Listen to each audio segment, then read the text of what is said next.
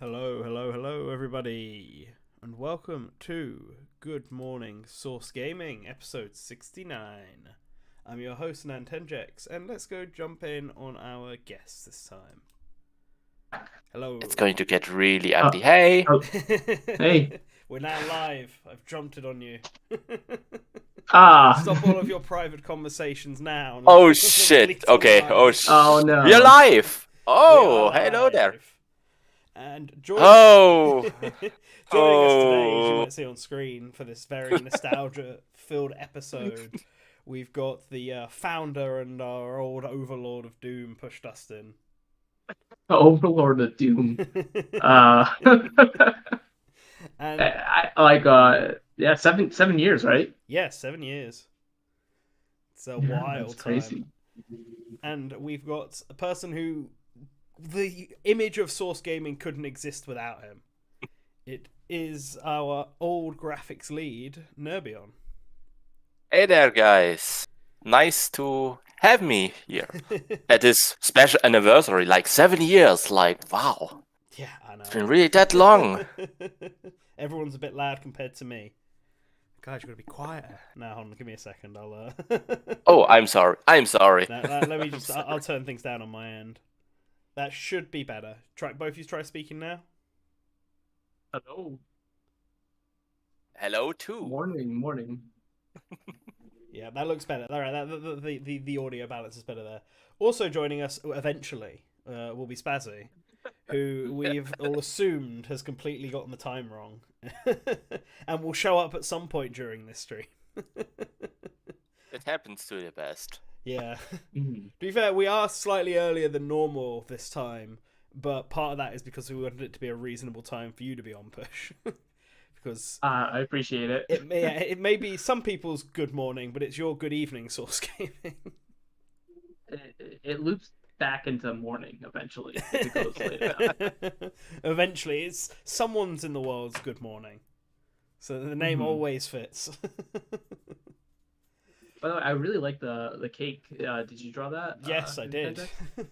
Yeah, it's a really cute drawing. I you. also have to Yeah. say. It was originally a lot more elaborate, but after it was getting like Tuesday evening, and I hadn't started doing any coloring yet, and I was like, okay, I'm gonna have to tone this back a bit, and then I wasn't feeling good on Wednesday, so I didn't do anything, and then But it still came out really good. Like, I also like the colors. It's really Yeah. popping. It's really popping. yeah, that's what I wanted. The Source Gaming colors were the easy things to do. Doing the little details on all of like the admin plushies, I guess. Mhm. Was something. Voyagers in particular was particularly detailed. Oh yeah. To work through it all with all the little buttons and stuff on there. But I like how it came out. It's Yeah, also the rare appearance of Spazzy's non-ship avatar Mhm. that he only ever Yeah, has on Twitter. Yeah, he had that for like a little while, and now he doesn't really use it that much anymore, right? Yeah, no, he still has it as his Twitter banner, so it's still out there. Okay. Must admit. I mean, he's going to jump at my back, but I didn't even knew he had an OC. Like, really? Really? I must check it. Maybe he can explain it when he eventually shows up. It's like a mix of I guess Bomberman and I guess that's the sort of pilot you'd expect to fly a spaceship like. Okay, No one in his just avatar. checked it. I thought I saw it, but not very much, honestly. Yeah, But I don't know it's who a cute design. I don't know who designed it. I don't know if he did it. I don't know if he got Voyager to help him do it. I remember when he made it, but I remember it just not being used very much. But yeah, I like how it turned out, and I listened to a lot of Peach's birthday cake from the first Mario Party while drawing it because I thought it'd motivate me, get a birthday song going. But I'm pretty sure that song is like a 1.5 minute loop. Oh. Oh, sorry. I should have grabbed some water before okay? this. Yeah, I should have grabbed some water before starting. Oh well. Yeah, it's like a 1.5 minute loop, and I was listening to it on 30-minute intervals, and that song does eventually get very tiring, it turns out. But yeah, hello everyone in the chat. I see Alex is also here, so Alex Art's here. When Spazzy begins the stream, Alex is in charge of appearing. For those who don't realize, Alex Hey was there. also an ex-member of the Source Gaming crew. Mhm. He was also doing graphics and I think a bit of art and article writing, if I remember correctly. Yeah, he did the Kirby lore article, I believe. Yeah, I'm sure Which was really good. Which was a really good Yeah. article, I have to say. Like, Hmm. I must admit, even as a Kirby fan, I'm not that much into the Kirby lore, and reading that article opened lots of my eyes, I have to say. Mhm. Yeah, yeah, it's good to build that up before Star Allies dropped, where they really started pushing into the Kirby Yeah. lore in that game. It's just like required reading now. And also, yeah, Voyager's also here, another member of the Source Gaming crew, and yeah, he did make that OC, Ooh. a Bomberman pilot mix. Trying to remember, Okay. Voyager, how long have you been a part of the team? It's got to have been 4 years, right? Because I remember Even you more. you did your own More, YouTube I videos think, right? before then, and then you did He that had series of the- articles. Yeah, he had that series of articles where he looked at the Smash characters as fighting game archetypes, Yeah. which was like really well done, and that was I think his that was done as a guest, I think, Yeah. I and then believe shortly so. after he joined the team, I believe. Yeah. I remember we were going to do that video, that discussion video, going over all the archetypes and stuff. And what was it? It was like me, you, Push, Spazzy, and Voyager, I think. And it was like Hmm 2 hours long or something, and we couldn't use it in the end. Yes, Yeah.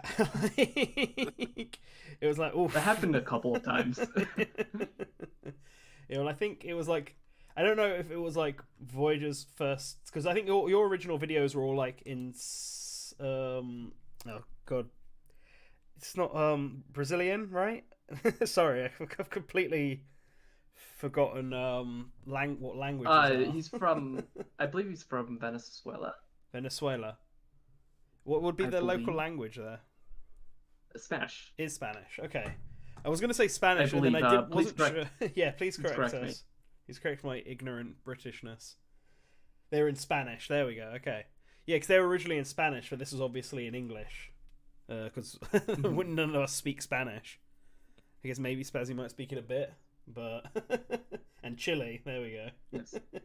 Yes, they were in Spanish. Okay. Oh, Chile, sorry. Oh yeah, so I've just found the article. Yeah, how many characters could the next Smash have? Was the very first No, one.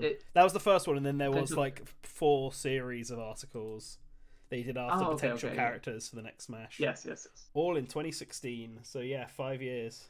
Jeez. Yeah. That Time flies by. it really does. Holy sh- But if that was 5 years, then I must have been here for 6 years then, which is I longer think than I joined thought. at the around. I think I joined at the around same time as you. Yeah, I think you did. Yeah, I think you and me. Did Anvil join like right before, or right The after? Anvil was like pretty early. Yeah, because I feel like I remember him being here already when I joined.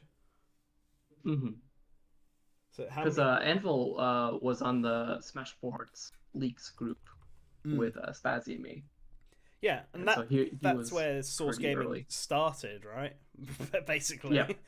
always Yeah, been it started- entrenched in the leaks. Yeah. So there was this Smash Sports Leaks group that was run by this fellow named Blue Pikmin, and Blue Pikmin. It was basically like Smash Sports had these groups, but like you could just invite everyone, and so Blue Pikmin just invited everyone and allowed everyone to enter this leak channel, and that became like a central hub of where leaks were discussed on Smash Sports, and so yeah, I was there. I was pretty active. I was made a lot of friends there, and then that's when I was like, I should get back into blogging, and eventually I started Source Gaming, and because I was so focused on Smash speculation at the time, I was like, I should talk more about Smash, because the first article on Source Gaming is actually a Zelda. It's a Twilight Princess article. So like originally the purpose of Source Gaming wasn't just Smash. It was just what I was interested in at the time. Yeah, just anything goes, really. Anything that you can answer. Yeah. It's like about the ending of Twilight Princess, isn't it? Like, Yes, it's about the end, and what does Minda mean, I believe. Yeah, what does Midna mean at the end of Twilight Princess? Is like, and then it's Hyrule Warriors stuff. yeah, I was also into Hyrule Warriors because that was coming out, and I had the collector's edition, so I had that interview that was attached with it, and it wasn't translated in English, so I was like, oh, I should try translating it. I think I even posted like 2 versions of it because I like improved. I did like a really shitty translation and then I improved it. Yeah, well, that's what both of these are. I'm looking at them now. You've got Hayashi Yosuke's thoughts and Eiji Aonuma's thoughts, but they both have parentheses second draft written in the title. Yep. Yeah, because I was like, I'll just work on translating because I need to work on some skills besides teaching English in Japan.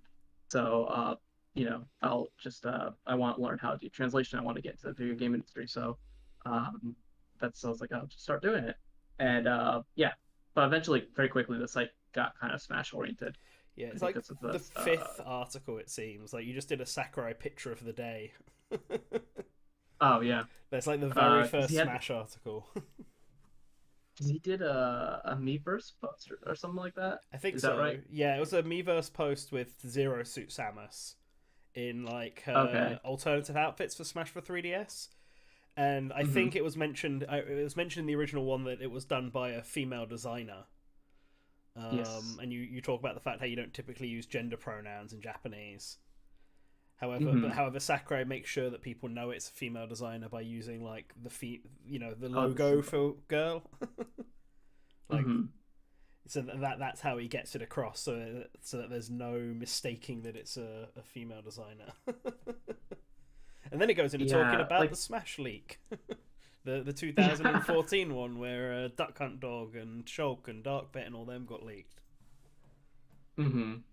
Yeah, and if you look at it, like one of the very first articles was also like my thoughts on Bento versus Lunchbox. Yeah. Which either Nerbion or Voyager, you guys did an amazing job with that header with the Goombas. I absolutely love it.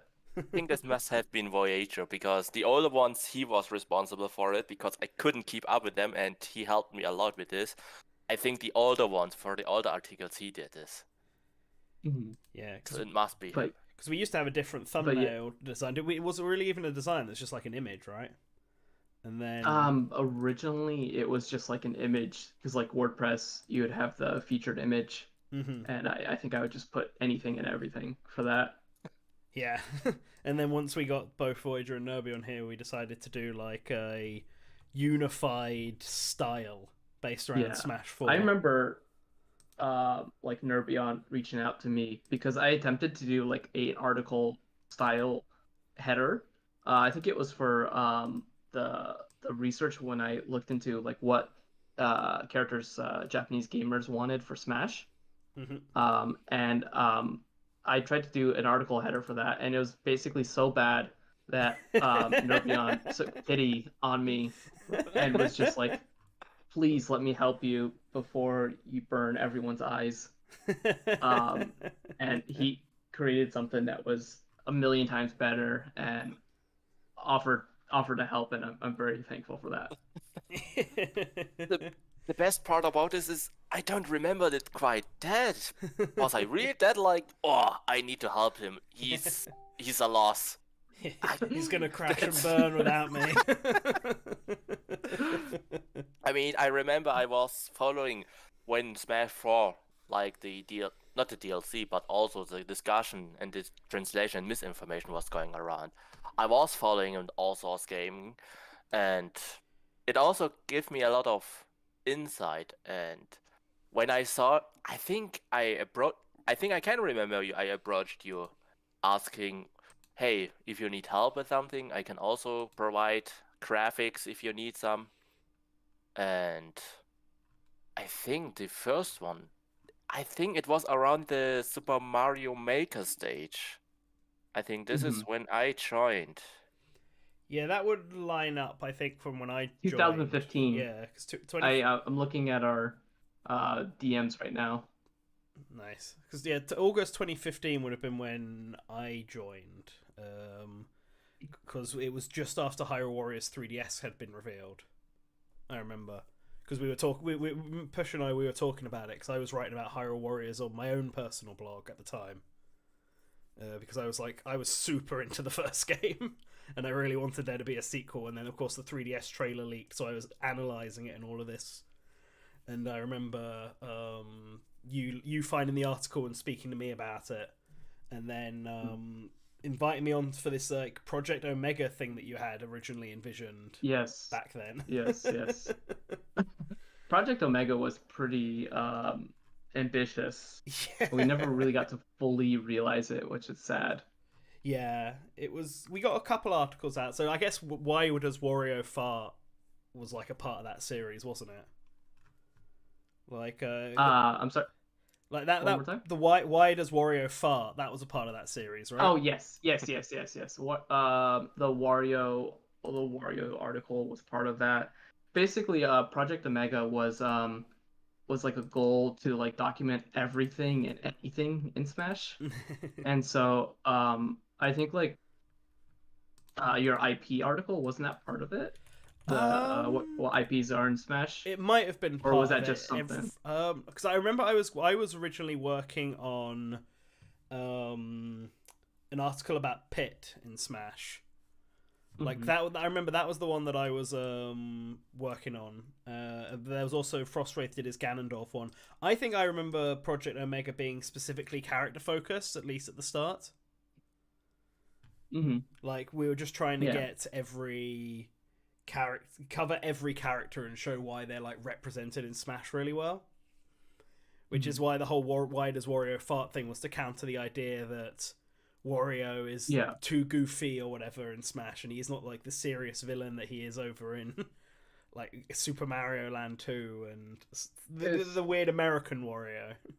Yeah, it was like a counter to people being like, "Oh, Wario isn't represented well or accurately." Yeah, And it's like, no, he is. It's just that you guys have a different version of Wario in the West, and it doesn't line up. There's a divide between the Japanese and Western side.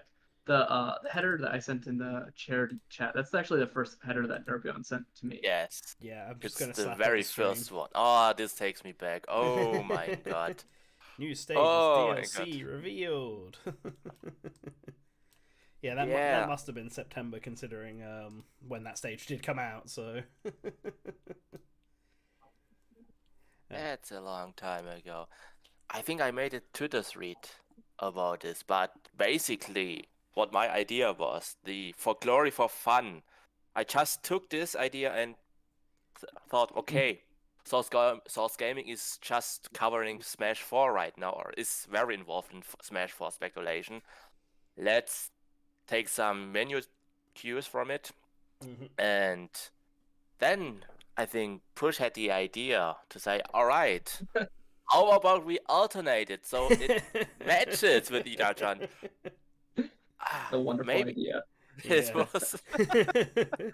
So It's yeah. yeah. I mean, on paper it's a fun idea. It's a really fun idea.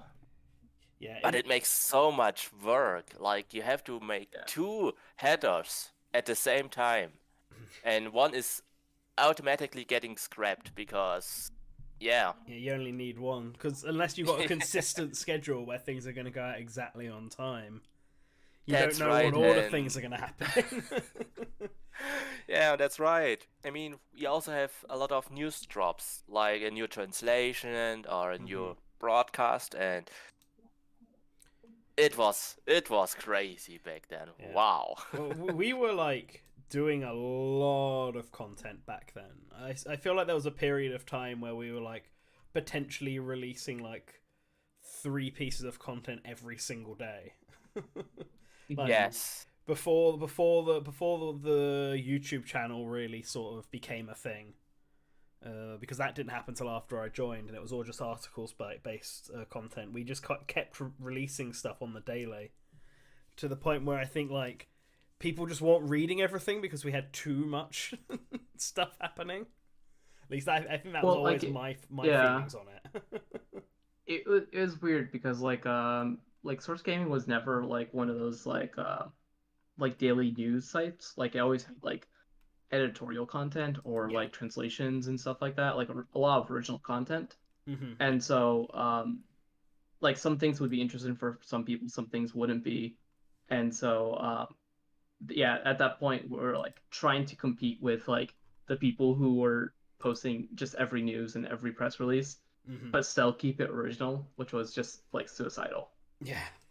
It was way too much work. Yeah, like it was a lot, and because we tried to have something happen every single day, it meant that sometimes if something wasn't going to make it, there was a lot of like last minute additions. Yeah. So the one that I always think about is the one that I wrote, which was about the stickers potentially coming back into Smash Ultimate. I remember that. Which is like, basically we wanted to have an article out every day, and the article that was planned for the day after couldn't make it for whatever reason, and so I like busted out an editorial in under an hour going over all the reasons why I felt like it would make sense for stickers to come back in the next Smash game, which I guess I was like almost right on, because while stickers didn't come back, spirits are basically just the PNGs that stickers were. So I guess I was right in my logic behind it all. But yeah, writing that up, getting it up and setting everything up on the site in like a couple of hours just to make sure we had something the day after. That was fun. Yeah, I mean it's hard because like Source Gaming, like it always had like just everyone's like volunteering. And so like because of that, like everyone is basically free to finish the articles on their own time, and like I'm sure you've run into this as well now that you're running Source Gaming, but it's just like you can't force people to finish it, and you can't like you can ask them to finish it, but like things will get in the way of everyone's life. Things will happen, and it's working around that. And so having that alternative header style was definitely a lot more work than it was worth it, because it just wasn't feasible for people to always be on top of their articles or translations or videos or whatever we were doing. Yeah. And like sometimes like you just wouldn't finish an article because you just couldn't figure out how to finish it, right? Yeah, like, you get like writer's block and stuff like that. Yeah. So it's pretty understandable. Yeah. So looking back at when I joined, which was like August 2015, I think I might have joined like at the exact time that Where Does Wario Fart came out. Like it like almost hits like that exact date. But the first thing I think I'm ever credited in is a Source Gaming choice, which is something that we used to do quite often, where the staff would just basically all vote and give their opinion on something Smash related. Like I think we did one on like who are the all-star characters for that Nintendo owned. Yeah, that was very fun. Yeah, the SK choices, like even people who don't make articles like me or Voyager, we also could contribute to a little bit something and to see more perspectives. And I think it was really fun to collect all members to give their thoughts on a specific topic. And let me check, what was one of I need to remember one of the fun ones. So the one I'm looking at now, which is the second one that we apparently did, which is also the first article I'm ever credited in, is who we thought won the ballot, the Smash Brothers ballot. Which it's funny looking back on it, like Wolf, Inklings, Rayman, Isaac, Dixie Kong, Marshall from Rhythm Heaven, Paper Mario. You were the only person who voted Paper Mario, by the way, Push. I still Paper Mario. You still stand by it. Yeah, like just looking through it, it's literally Wolf was the one that basically all of us went for, or almost all of us did. You didn't, Push. And then it was Inkling, who I didn't go for. I didn't think Inkling would be there. In fact, the only two I voted for, I think, were Wolf and Dixie Kong. Oh, and Isaac, actually. Apparently I went for Isaac. Why Isaac? I don't know. It was me and Spazzy, and then Intelliheath, who I guess must have been writing articles at the time, or part of the team somewhat. Because Intelliheath is a Discord mod that we have in the Source Gaming Discord. He also did a couple of articles. Yeah, I think him like he's helped Blue Pikmin did a couple of articles back in the day. I remember, but I don't Like remember which he's ones. helped me out with Smash Ultimate Timeline. Most recently, I think, and Mhm. then like in the past, I think he's also helped out with like the Rumor Leaks timeline. Mhm. Yeah, so he's helped out with So a lot of stuff. And I remember he was very big on the articles and not so much big on the video content side of yes, things. yes, yes. Uh, but I think the first article I actually ever wrote for Source Gaming was like the first ever Dream Smashers article, which Mm. was based on the Inklings and how I thought the Inklings would play in Smash Brothers. That was basically a series that you started on your own. Yeah, I think I was trying to find something Smash Brothers related that I could contribute to, because like I'm not a translator. I can't speak Japanese, so or read Japanese or anything like that. So I was pretty sure I was just like trying to find something that I could like go from a speculative point of view. But obviously, this was during the tail end of Smash 4 DLC. So it was a bit difficult. Other than the fighter's palette, it was a bit difficult to sort of think about what other DLC characters were going to be added in, because we didn't. I think we knew through data mining that there was only going to be 3 left, right? Like we knew we I didn't know who think there they was were. two.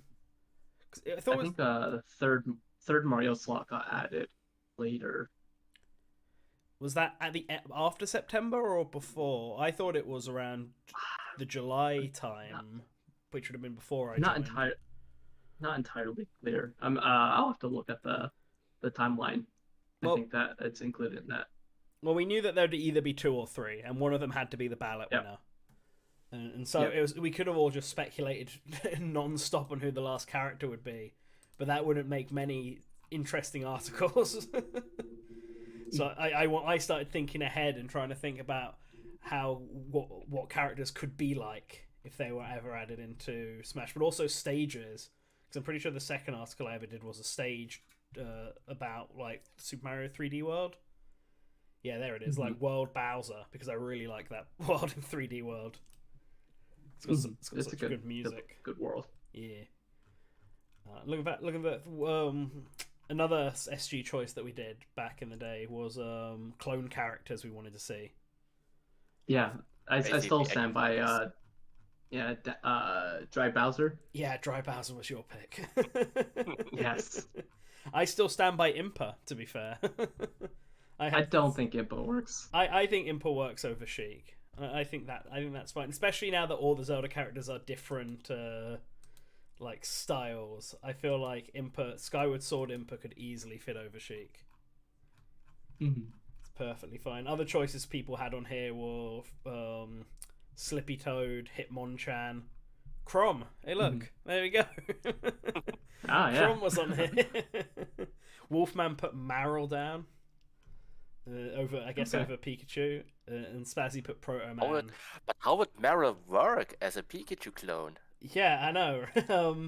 Thinking about it, he wanted to think of a different Pikachu clone, I guess, that would be visually distinct, but I'm not sure how it would work.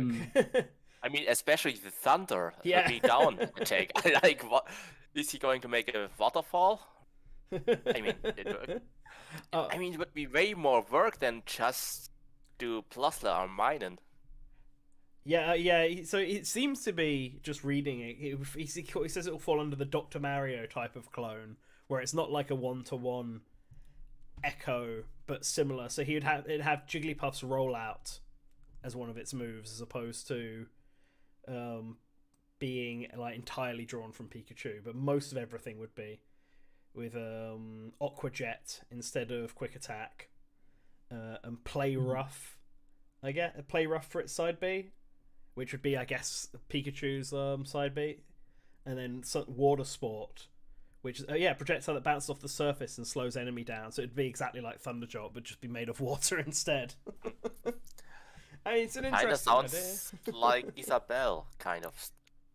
Like taking some parts of someone else's character and making an entirely new character. Yeah. Like we got with Isabelle. Yeah, with Isabelle, yeah.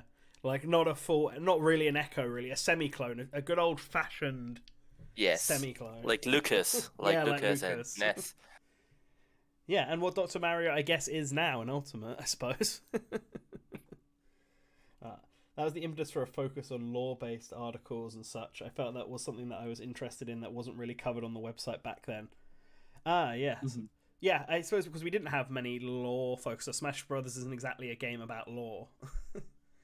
And I think this was during a period of Legend of Zelda life where we knew what the full timeline was. We hadn't had a new game since Skyward Sword other than like A Link Between Worlds and Triforce Heroes, I guess. Or Triforce Heroes was about to come out. But we hadn't, because this was the year, 2015 was the year that Federation Force got announced, and I'm pretty sure Chibi Robo Ziplash as well.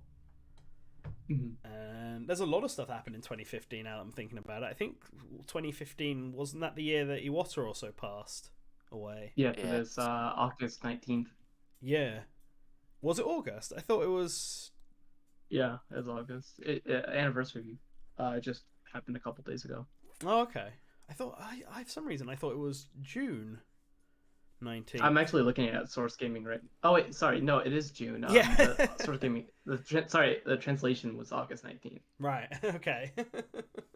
Sorry, I'm looking at the website right now as well, so I'm seeing what articles we are doing. Yeah, because I remember when it got announced, I was like in Italy at the time, and I remember waking up and being told by my girlfriend at the time that it had happened. I didn't believe her because it just felt really out of nowhere, and then it wasn't until I looked it up, and I was like, "Wait, what? This is real? What? Oh no!" I didn't even believe it when it was all online, when they all reported on it. This was like, it just couldn't happen. Just like out of nowhere. Can't trust anything you read on the internet. Yeah, but but it was really like I was really devastated, and like this state, like everything around you somehow feels it stopped, but still moves on. I was in a state like, yeah, it was an unreal feeling, and yeah, it was certainly an odd one, not an odd feeling there. But back to Source Gaming stuff. I can't remember what else I did other than Dream Smashers stuff back in the day, because it's been so long.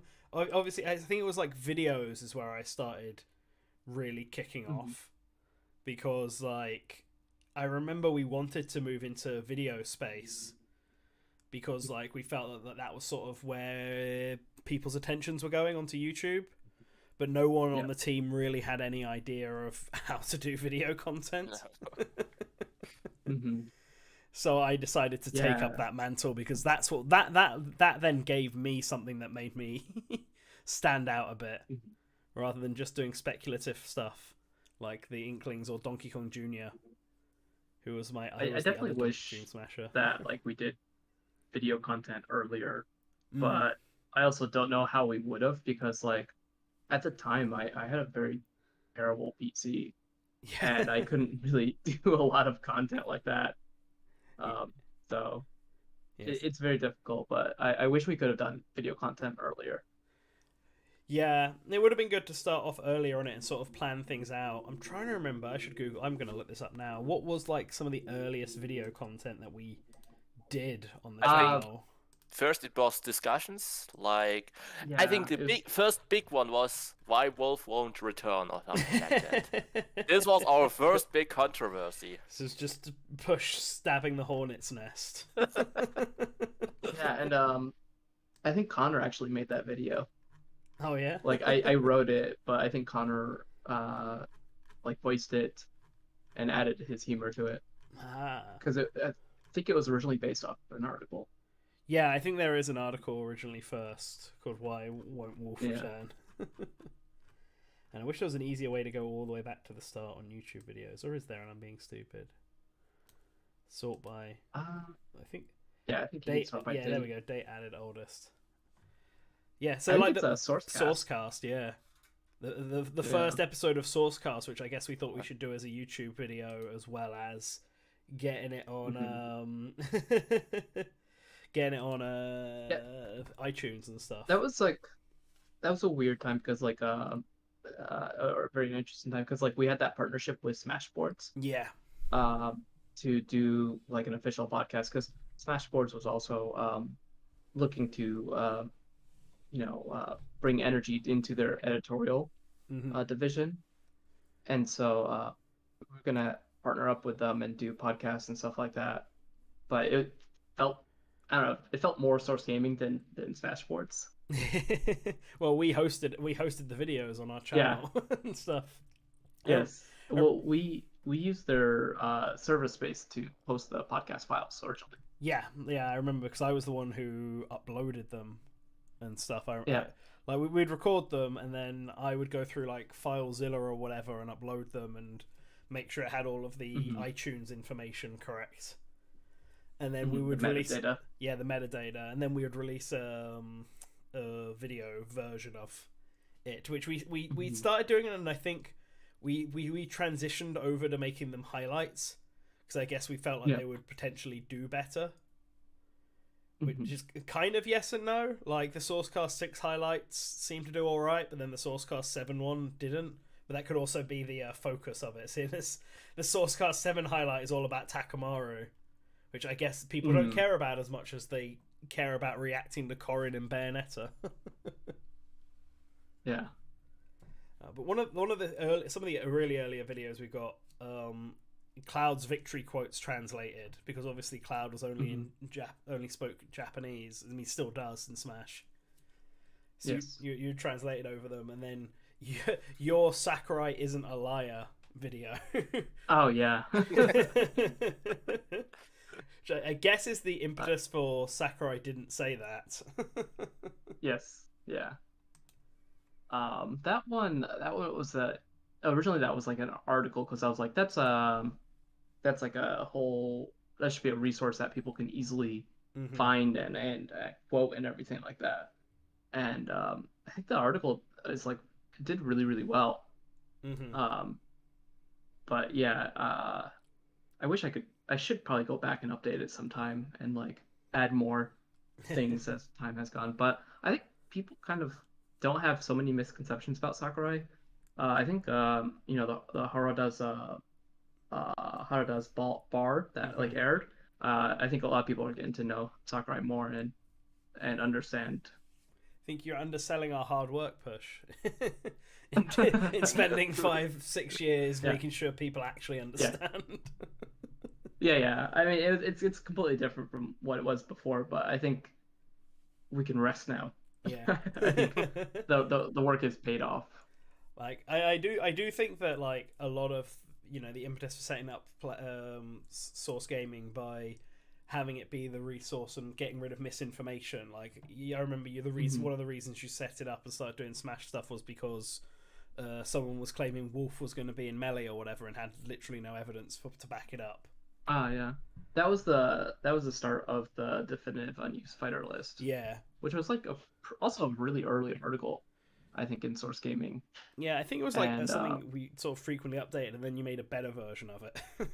Or Soma made. That's Soma. Yeah. Yeah. Soma pushed out a new update, which really really improved it, and then from there we've been updating it here and there whenever we find new information, but yeah, the idea that like Source Gaming should like go back to the source, kind of like as its name, quite literally, was something that I wanted to do from the very beginning.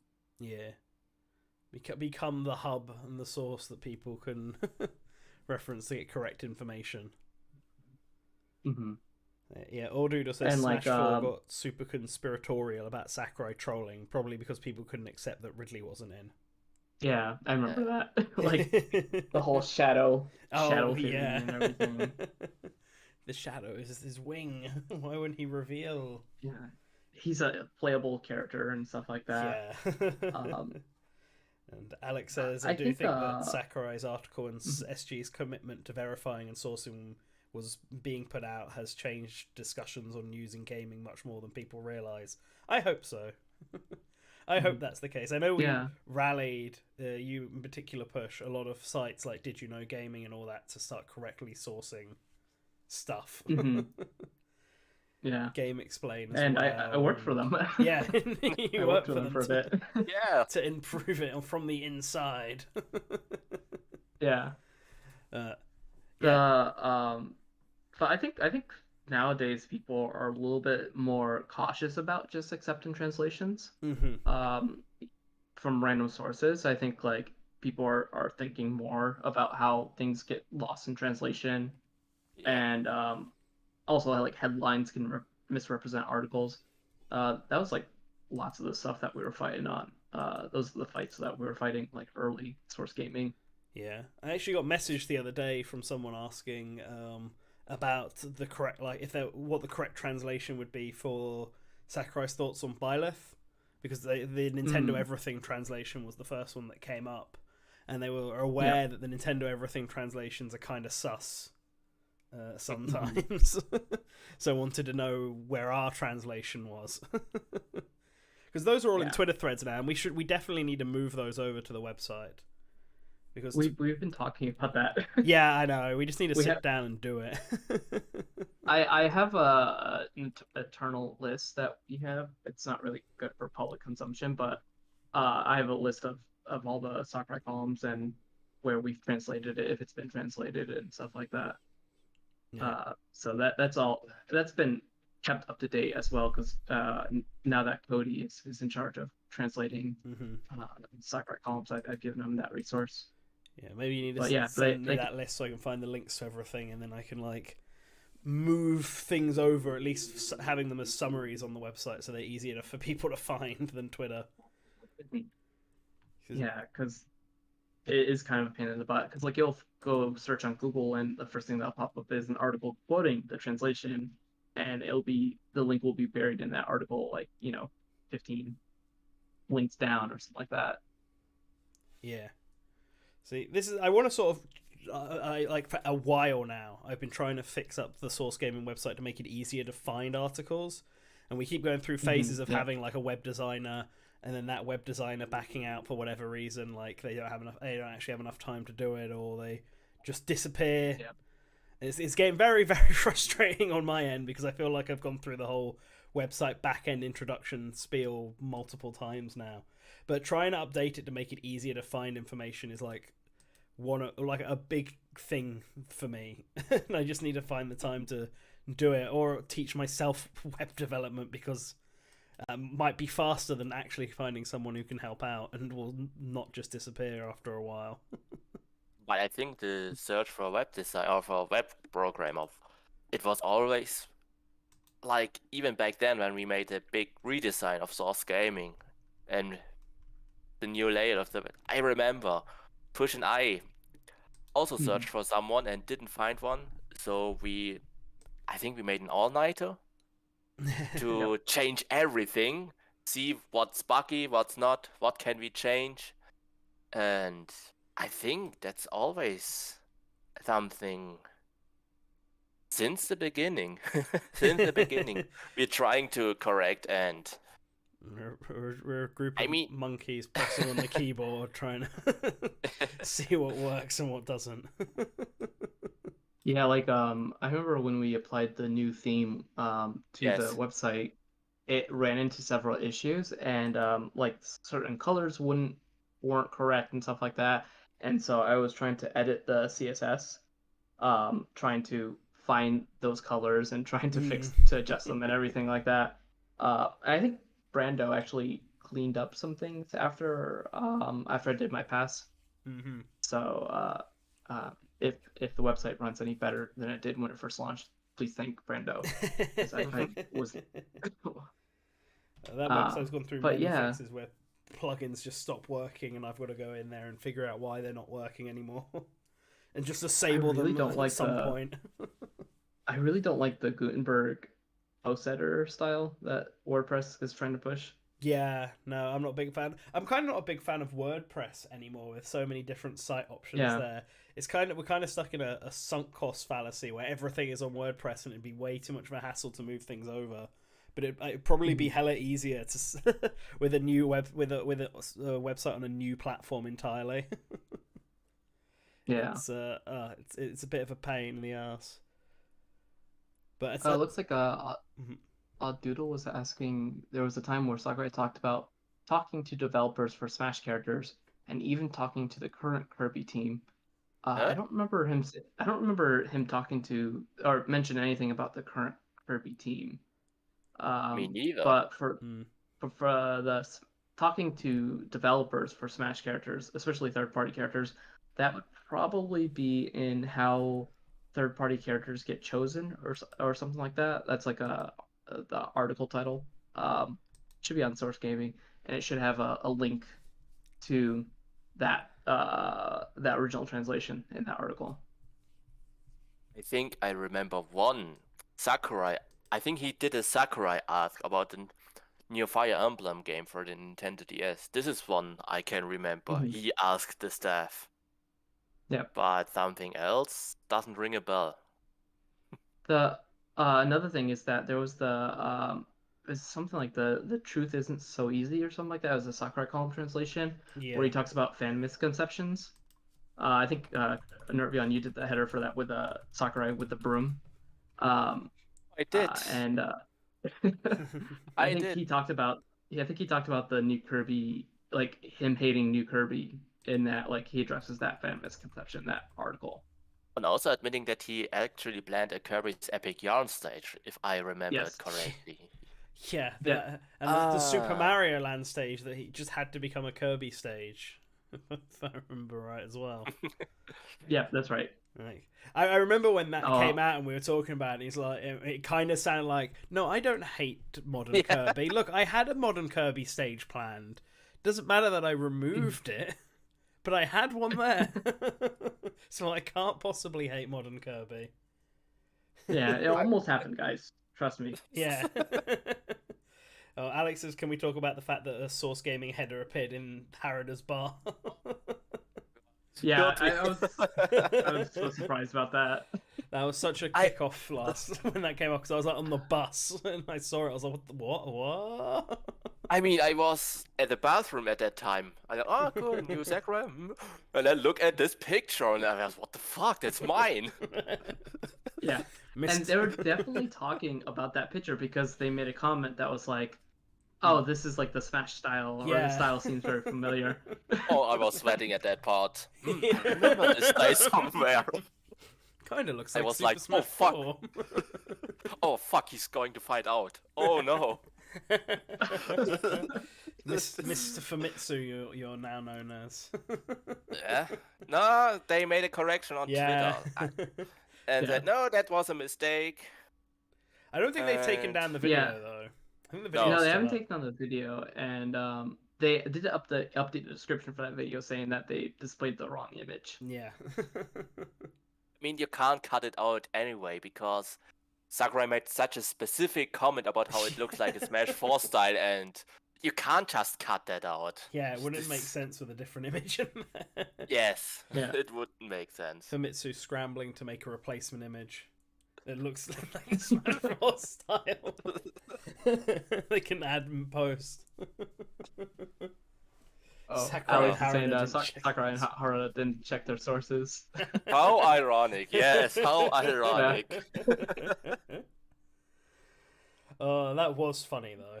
Like, it's because I looked this up afterwards. If you look up, they clearly just looked up Famitsu and like Harada or Famitsu Harada Ono on Google, because like that thumbnail is like one of the first images that comes up if you do that. Well, Harada did retweet that translation. I think I remember him retweeting at least one of our articles, and being kind of like, I was like really surprised and like moved a little bit, because I was like, oh, he's like trust our translations. Oh. And like, you know, that he's not like complaining that, you know, or anything like that. Yeah. Because he's pretty vocal on Twitter about like, you know, like, this is not what I said. This is this is what I actually mean, kind of thing. And so I think he did tweet out that article. So I think he's definitely seen that thumbnail before, and that's probably why he brought it up in that conversation. Yeah, which is nice. It's like, I think, what was it? Harada Kamiya is the other one who has Yes, I think maybe Kamiya retweeted. have also. Mhm. He's definitely retweeted or shared a link to an article before. I'm trying to Maybe I think was if thinking of Kamiya. I'm trying to think if Suda51 ever has, because we've interviewed him I multiple think times. Suda has retweeted our interviews. Nice. But Nerbion, do you want to talk about how when we met Suda? Like that's such a good memory. I mean, I must admit my memory is a bit of a hazy, but I think yeah, let's talk about it. When we met Suda. Yeah, that was the second time I interviewed him was when you. Oh no, It third was, time I maybe? think, it might be a third time. It was at least my first time with Suda 51. Yeah, and so he comes in and he's just like, "Oh, sorry, Yes, yes, yes, yes. It's God, all yeah." coming back Just to like Nerbion. it's just like, "Oh, I'm sorry, my breath smells like garlic," and I just turned to him, just like, "It's okay, I like garlic." I mean, I think that was just between you two. I don't know if Yeah, the translator even translated that for me. I thought, okay, they were talking about something. All right. And then when you told about it, this is where the smells a little bit came from. Push and Suda had a little moment together. Yes, that was definitely a moment between them. yeah, we bonded over garlic. Oh, was that the same interview where he went on about how he used to be an assassin? No, No, that that was the was first different. one. That was a different interview. That was the first one. Yeah, I was. I remember when he answered that question, I was just like, okay, he's just fucking with me. Yeah, I think it was these. Like he's These just must have having been some at fun. Spit Summit, right? All these Yeah, that interviews. was at Bit Summit. Yeah. So, the first interview was at Bit Summit. Second one was Bit Summit Tokyo, and the third one was also at Bit Summit, which is in Kyoto. Yeah, because Bit Summit's where yeah, a I lot think of the interviews come from.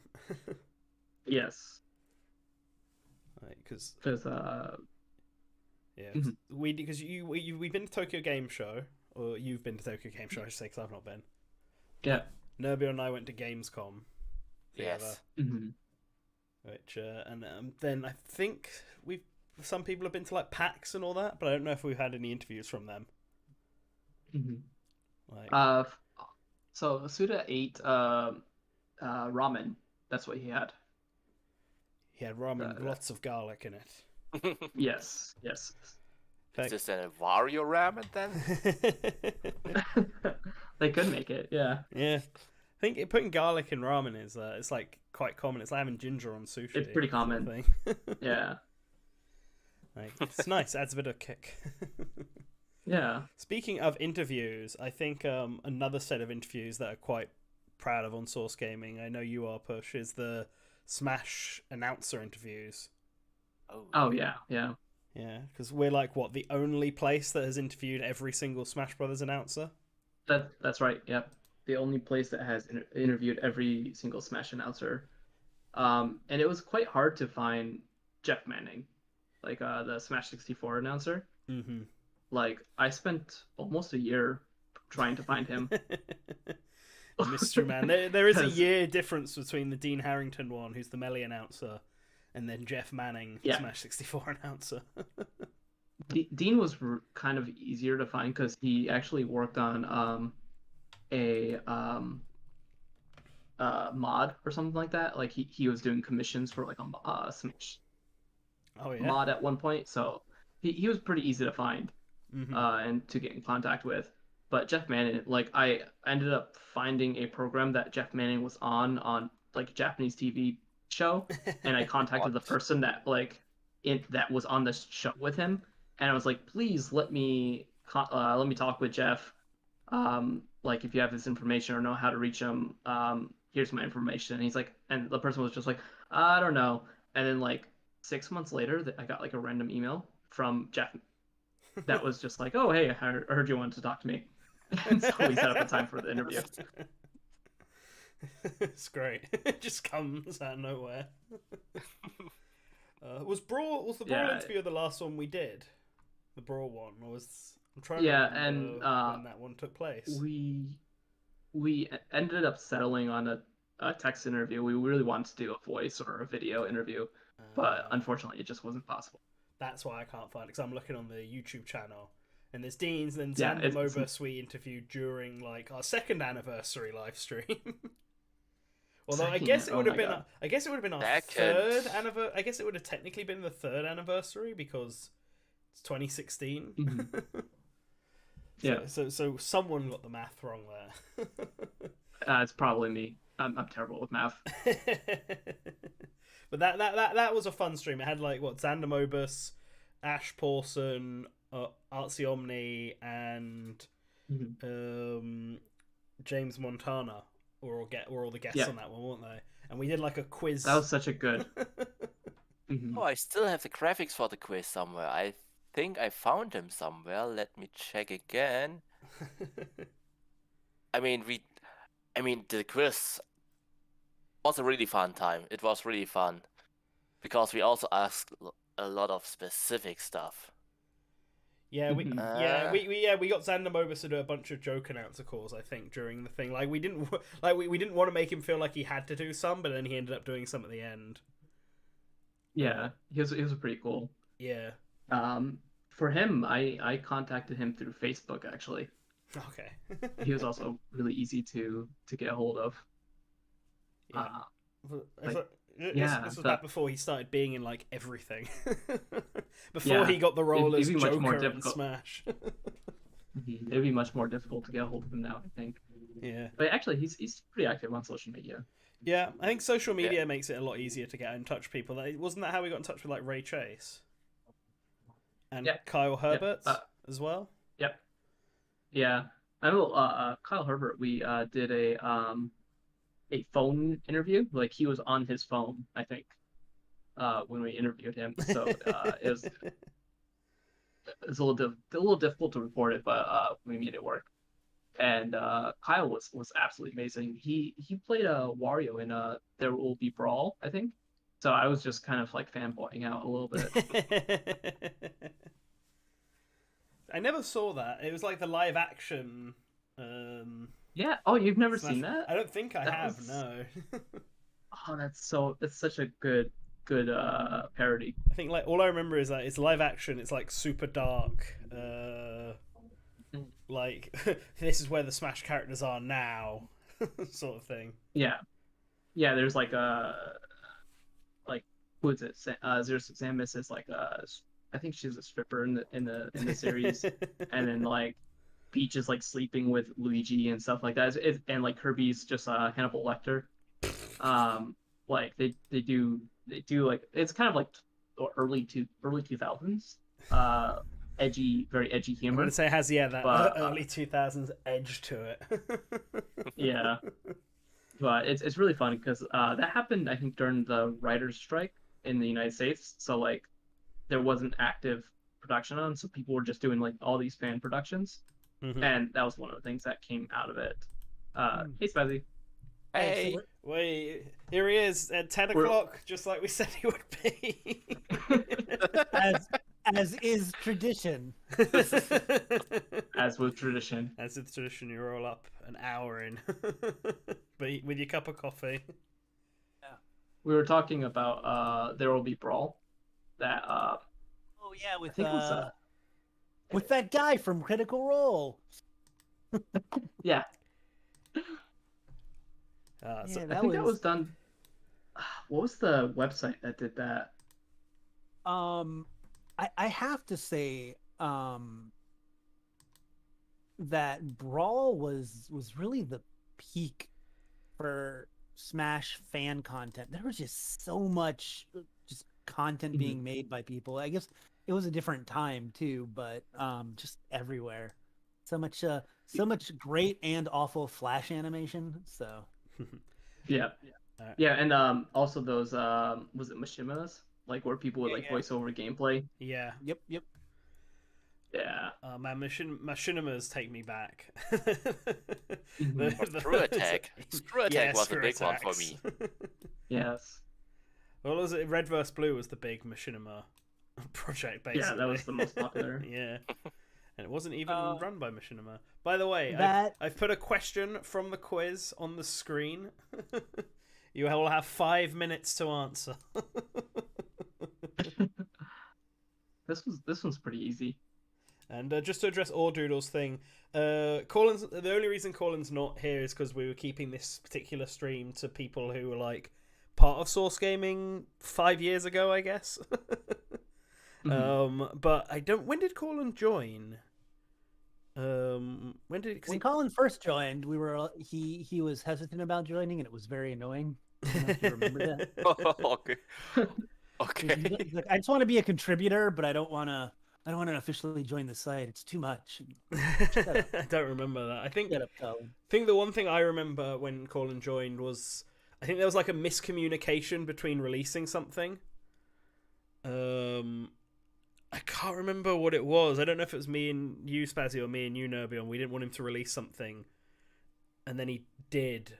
But then we found out he'd gotten permission from someone else, like maybe Push to release it, but we didn't know that, so we got mad at him. I'm trying to remember what it was now. I feel like it was something to do with Ace Attorney, but I don't remember what it was.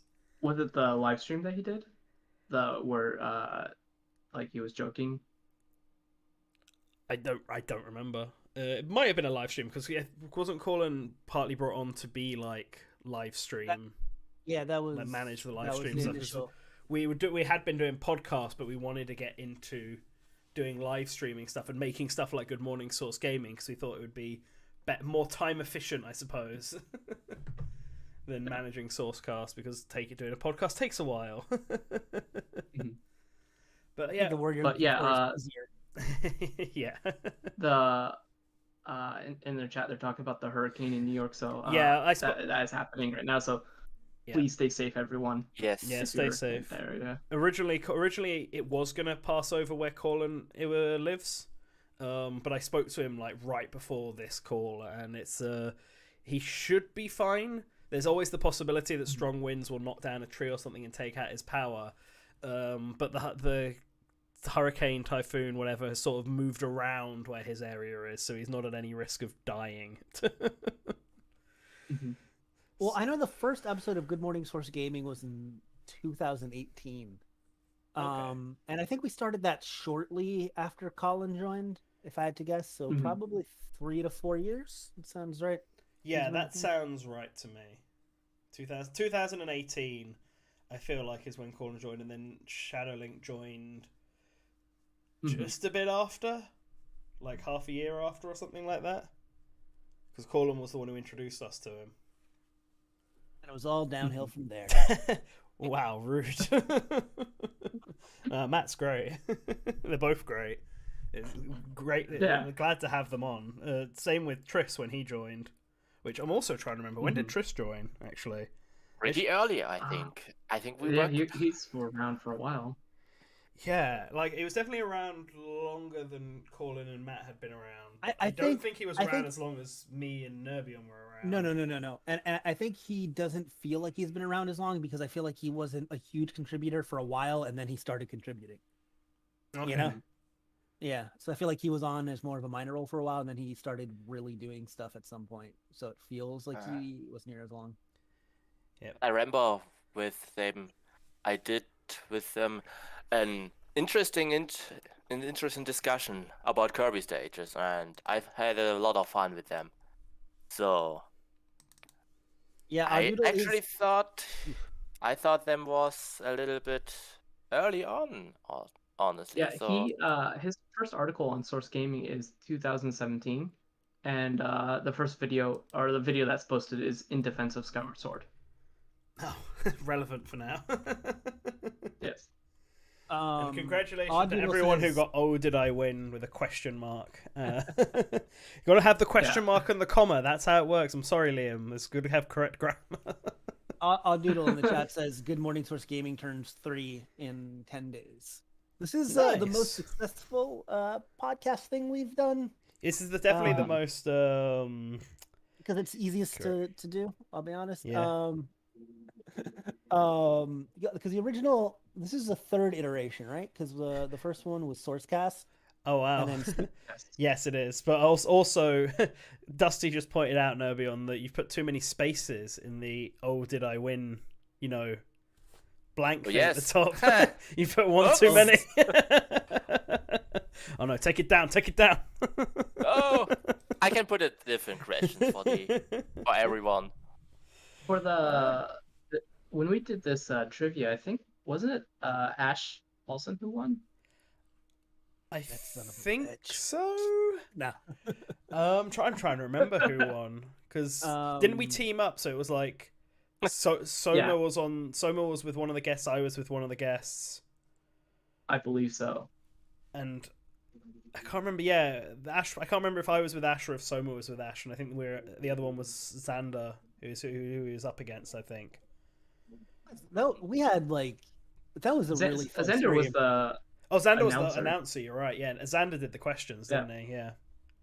Yeah. So we were probably up against James and Artsy. Well, yeah. I mean, we would have been. I guess it must have been 3 teams. Yeah. Yeah, and Ash probably did win. Yeah, he does know a lot. Dude has a lot of trivia Yeah. floating around in his head. I always like talking to Ash. I think I've done it like 3 times and not too long, but I just feel like we have very, very similar growing up gaming experiences. I'm pretty sure we're pretty much exactly the same age.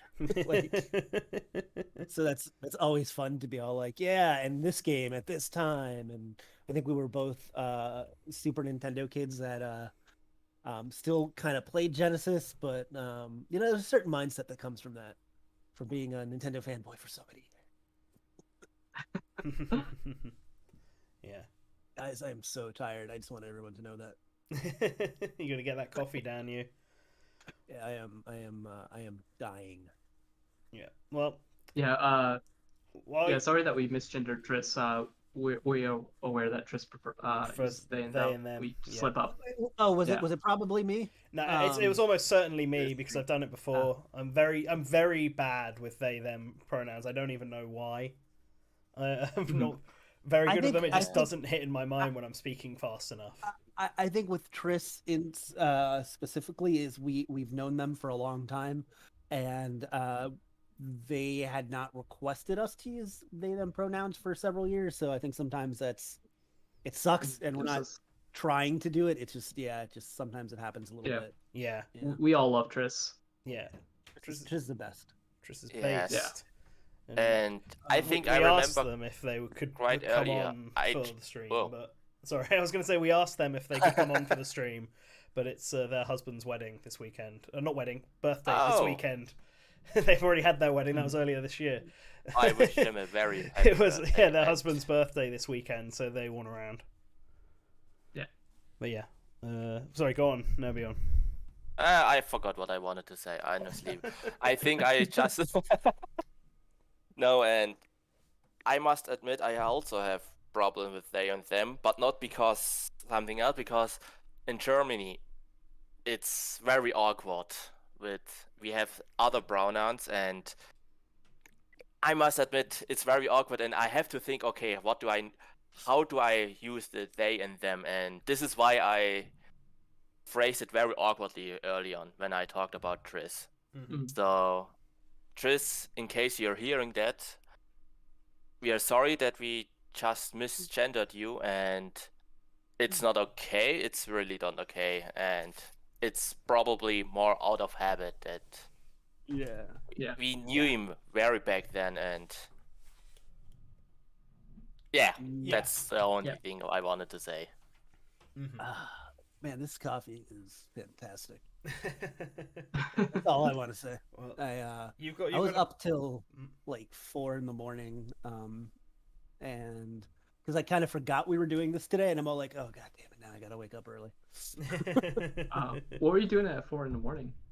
I was playing If I may Dungeons and Dragons and Dungeons and More Dungeons with some friends. Oh, okay. I always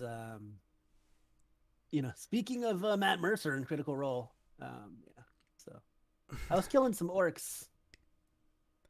I like killing orcs in as many ways as possible through tabletop games, video games, reading novels about killing orcs. I don't know. I have a problem. You have a thing against orcs. Yeah, I know, right? I think I'm getting all of my my emotions out against orcs as a response to everything that's going on at Activision Blizzard. Oh god. Just, Oh just jeez. can't help it. So now that you're here anyway, Spazzy, you got Yes, catching man. up to do. What was the first? Do you remember what the first article was that you did for Source Gaming, or the first time you ever credited an article? Because that's something we were I talking did. About I did like 6 articles at once when I first joined, and I submitted them, and then I put them in. And I don't. I remember 3 of them were the case 4s because I thought those were just fun little articles to do.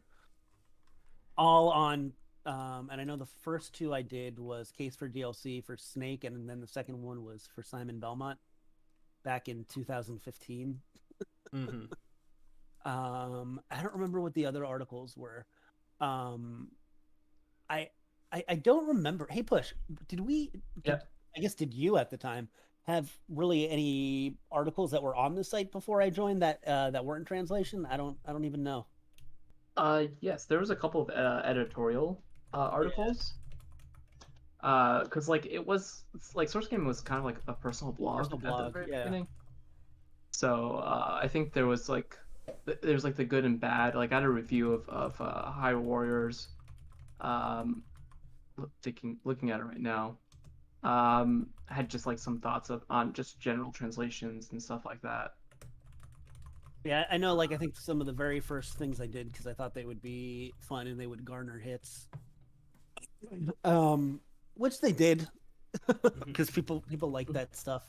I feel like there's this time, man, where you could actually talk about something like, hey, what would it be like to have Simon Belmont and Smash Brothers, and not everyone on the internet had talked about it a million times. So it was Yeah. you know, maybe while not maybe a quote unquote fresh experience, it was at least, you know, worth talking about. Like, man, it's I still love Smash Brothers, and I still ostensibly love speculation about it, but like I'm so like honestly I'm kind of tired of it. Like there's nothing to talk about. Well, That's why like Nickelodeon, yeah, like Nickelodeon All Stars is all like, hey, at least we can talk about something that's not like freaking Captain Toad and Doom Guy or whatever. Like, and people are like, and then I love that people are always all like, oh, people just talk about the same characters for Smash. I'm all like, we have literally talked about everybody. There's not a video game character that you can bring up. You know, and that's why I feel like the Kazuya and stuff people say are out of left field, or even Sephiroth. I'm like, no, we've talked those characters to death. It's that we had rules in our head that made us say after we talked about them, be like, but it's probably not going to happen because of this. But no, they've all been talked about. I definitely on several Good Morning Source Gamings talked about Kazuya, for instance. Mm-hmm. But yeah, no, I think my first article was Snake coming back to Smash. It was like what the chances were. Just looked it up. Yeah. Your first set of articles are all first is Snake, then it is Simon Belmont, and then it is Bomberman.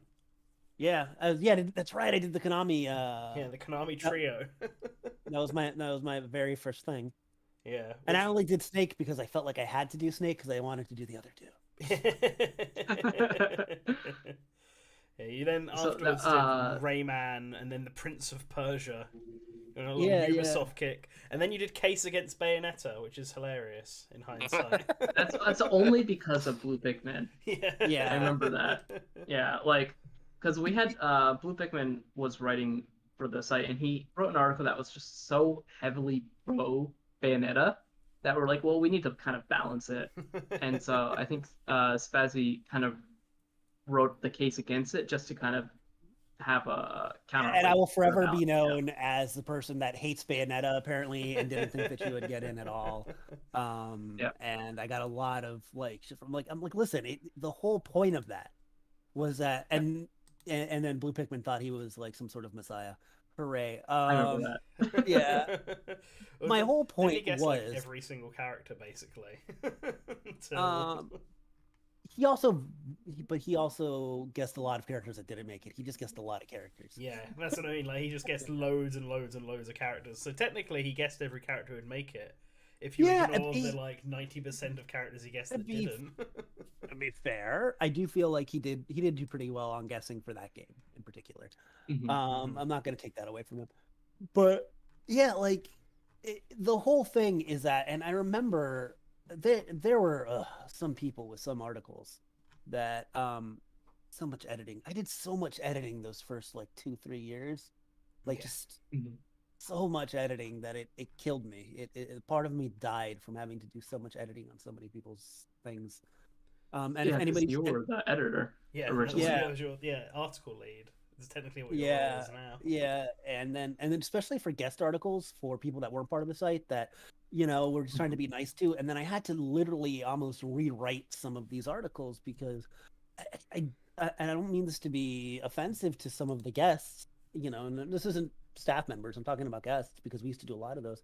They like couldn't really write, like their writing was horrid, so I had to literally like a grade school teacher with a red pen like change 90% of what they're doing and then have them rewrite it, and it was soul crushing, man. And so I've never edited again. It's not true, but way less. I'm meandering pretty bad. What was I talking about anyways? We're doing Your case for Bayonetta. Yeah. But no, the thing is, I honestly did not think Bayonetta had a very good chance. I didn't dislike Bayonetta 1. That's another thing too. If we ever write an article about something where we don't think a character is going to get in for some reason, we hate that character. I mean, that's not rate true. that character's reactions basically non-stop. Serious, going back to Colin's favorite video game franchise of all time is Doom. He would lose his shit if Doom Guy got into Smash, but he gave Doom Guy like a 1% or something, yeah, like 5%, I think, something. And people are like, why do you hate Doom, bro? It's like, no, he just for a variety of reasons doesn't think it'll get in. But even with my not thinking Bayonetta had a great chance, I didn't think Bayonetta was completely impossible. But I wrote an article that skewed really heavily negative because the dude that we gave to the case for articles were essentially the precursor to rate that character. Yeah. If you read the structure of it, it's almost exactly the same without a percentage.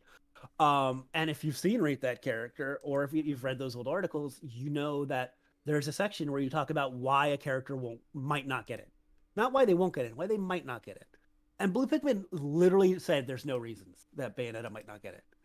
And I'm like, dude, you have to write something. There are reasons, and my reasons were, from a very mature game, a game that's more sexually explicit than other games, a game that hasn't sold shit compared to all of the other third parties that were currently in the game. Because before that point, remember, all of the other third parties were much larger. Now we have, after Smash Ultimate, more third parties, so it's kind of a different landscape. But Bayonetta didn't really fit as well with the characters we had before, with your Clouds and your Ryus and your Pac-Mans and whatnot, but it wasn't to say that I disliked Bayonetta or I thought that she was impossible to get in, or even had but like, it's so funny, you write something that you're trying to come at from an angle where you're trying to justify or be impartial or whatever, and man, the internet's like, why do you hate Bayonetta, bro? I don't understand. You're terrible. And then when the character gets in, all of these comments are all like, ha ha ha, sucks to be you. Oh man, how are you feeling now? I'm like, I'm feeling fine, man. I don't have any issue with Bayonetta. I'm gonna get to Smash. I'm upset. Like, it's not like I've literally, well, first of all, I've literally not lost sleep over any character getting into Smash. That's just in general, like, whatever. I have faith in Sakurai and team to make any character fun. But yeah, and going back, man, how do you guys feel about this next character reveal? Like, I don't have like any hype for it, and I kind of wish I did. I do feel like if there was a third pass or something, maybe I would have more hype, because I'd be thinking more about other things we'd be getting. But just like with one character, and with as long as it's been, and with me looking at realistic expectations, like, I don't know. I can't. I'm sure it'll be neat to see them, but I'm not excited to see them like I have been for a lot of other Smash reveals. I'm kind of excited to see them, but not because I think it's going to be or hope it's going to be anyone in particular. I think it's purely because I know it's going to be the last one. So like, I could be super disappointed. It could be like a Pokemon, where I think the only Pokemon character I would be willing to accept would be like the Legends trainer, where they could actually fight themselves, just because that would be wild. But it could also be I've been playing Great Ace Attorney, and so I've been thinking again about the possibility of having Ace Attorney like characters in Smash, and like so I've got all these things, but it could also just be something super basic like Waddle, Bandana D, or Dixie Kong or something. Like it could really be anything at this point, and I feel like I'm just more excited to see what it will end on rather than actually being any character in particular now. I think like the problem is like it's like if you had a kid, right, and you just gave him cake for every meal, then like after a while they're just like, I'm kind of done with cake. Like cake is good, but I need a break. I think that's kind of what's happening with Smash a little bit, like where we've been, amazing fan service through and through, but it's also gone on for too long, and I think people are ready to move on to the next game. It's move on. This is probably the problem when you don't tend to care much about which characters get in. Like, I don't think there's been a character added to the game that I've actively disliked them being here. Like, I mean, at most, I think Byleth is probably the one I've been like, why? Like, I mean, I could have taken someone else over them, but I'm not like mad that Byleth got in. Yeah. So, but because of that, it's not like, 'cause I feel like people who are like really, really, really mad about some of this stuff are probably more excited or more anxious about this last character, because for them, some of the cake they've been had in has actually been garbage instead. Yeah, well, I feel like with Byleth, like I kind of expected them to be in the base game. Like they were like one of the characters I was thinking that would get into the base roster, and so coming into the DLC was like, oh, that's I guess that makes sense, or oh, that's also kind of a little bit out of left field. But it wasn't disappointing. It was just like, oh yeah, kind of. I'm on video on YouTube as being disappointed, so I can't pretend that I wasn't for my life. I was like, it's like I'm trying to really get a good metaphor going for Byleth. It's like I don't know. Going back to what you were saying about the candy, as somebody that lives in Florida, I feel like it's the way I kind of feel about theme parks, where like if you've never gone to Disney, or you only get to go once every 10 years, it's a big deal. But when you live here and you have an annual pass and you're going on, especially when I lived in Orlando and you're just kind of going on weekends, it's like, whatever, maybe I'll go to Epcot tonight and get a couple beers and watch the fireworks show. I don't care. I get in for free, like, it doesn't matter. It loses its specialness. Yeah, and it's just that's what it is. It's been going on for so long. Yeah, it's like, I don't know. Byleth was like somebody telling you, "Hey, I got you something to eat while we were, while I was out," and you're like, "Oh, cool!" And then you wonder what it is, and they bring home like a bag of Burger King, and you're like, "It's not that Burger King is bad. It's just that you called me and seemed excited about it, so I figured it wouldn't be Burger King." And let's be honest, like, it's not the best. It's Burger King. I love Burger King. I'm not a big. Some not people a big love Burger Byleth. King. Yeah. Some people get really wrapped up in the characters. I'm not gonna mention. I mean, I kind of get it, like, because like for people who are in love with those characters, like being in Smash is like a validation that their character is important, that their character is worthy of all their love and stuff like that. And so that's why people get very passionate about certain characters, because for them it's like it's validation. Yeah, I literally have not gotten a character that that I've actively wanted for DLC, and I at this point I don't think I will. You got Simon Belmont. Yeah, that's not remember the DLC. In the base I- roster. Yeah.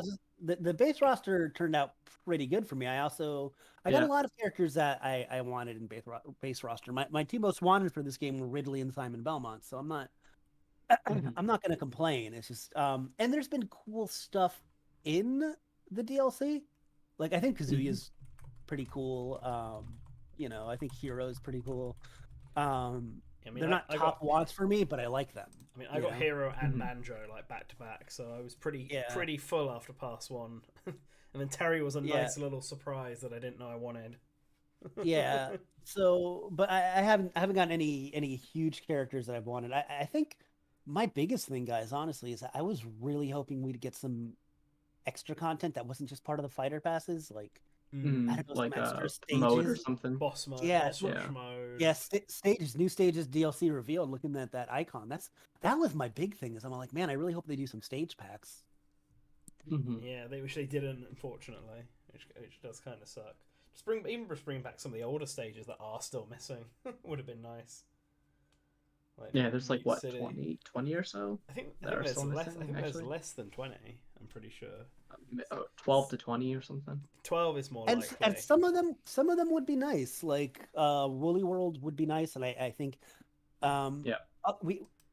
we had the conversation with that had like kind of the decompressed the textures when you walk on it, so that might have been part of it. Blah blah blah. Mhm. I really want some version of Pac Maze, man, because Pac Maze is Yeah. a cool Mhm. stage, and Pac-Land is not. Pac-Man is What? amazing. Pac-Land is best. Exactly. Strong We will disagreements agree. here. I was about to say we will agree to disagree on that one. I'm not going to argue.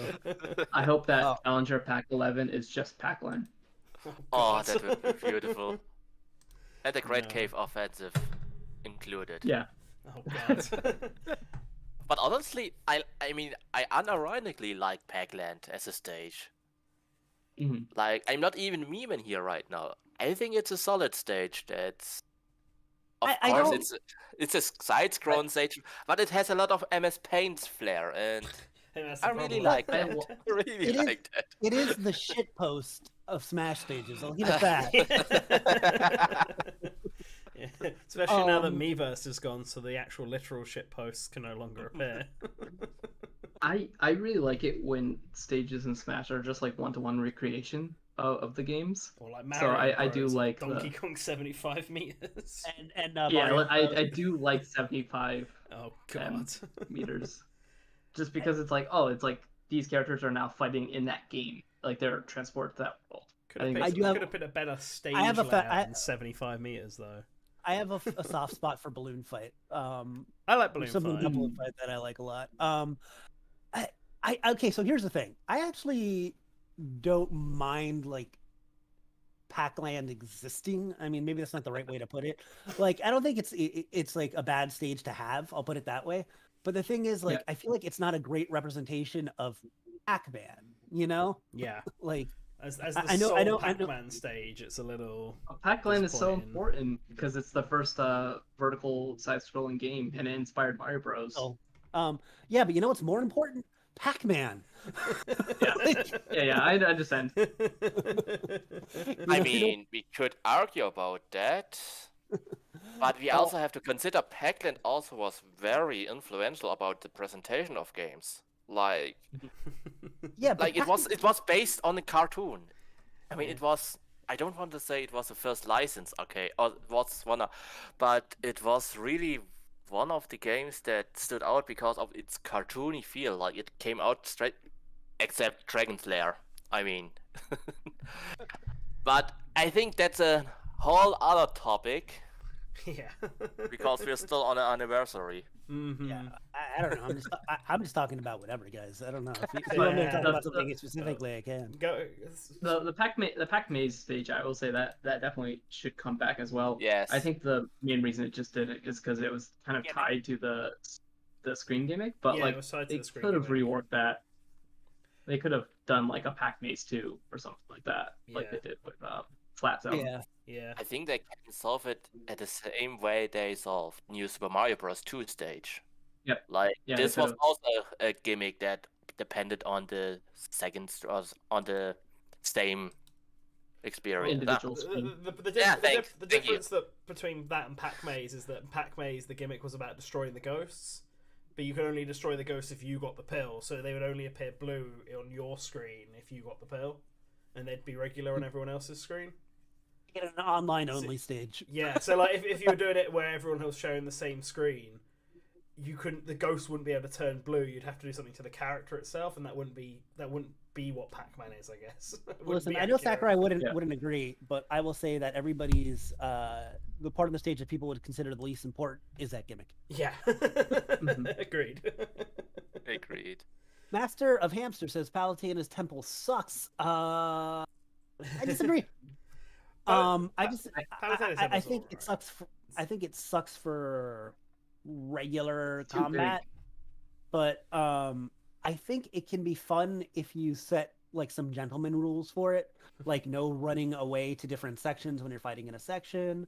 My cousin and I used to do 2v6 against the computer against 6 level 9s, and then just like and then because level 9s don't play like people and chase you, just use it as kind of like a mode where we just like ran away and tried to see if we could kill all 6 of the computers. Yeah.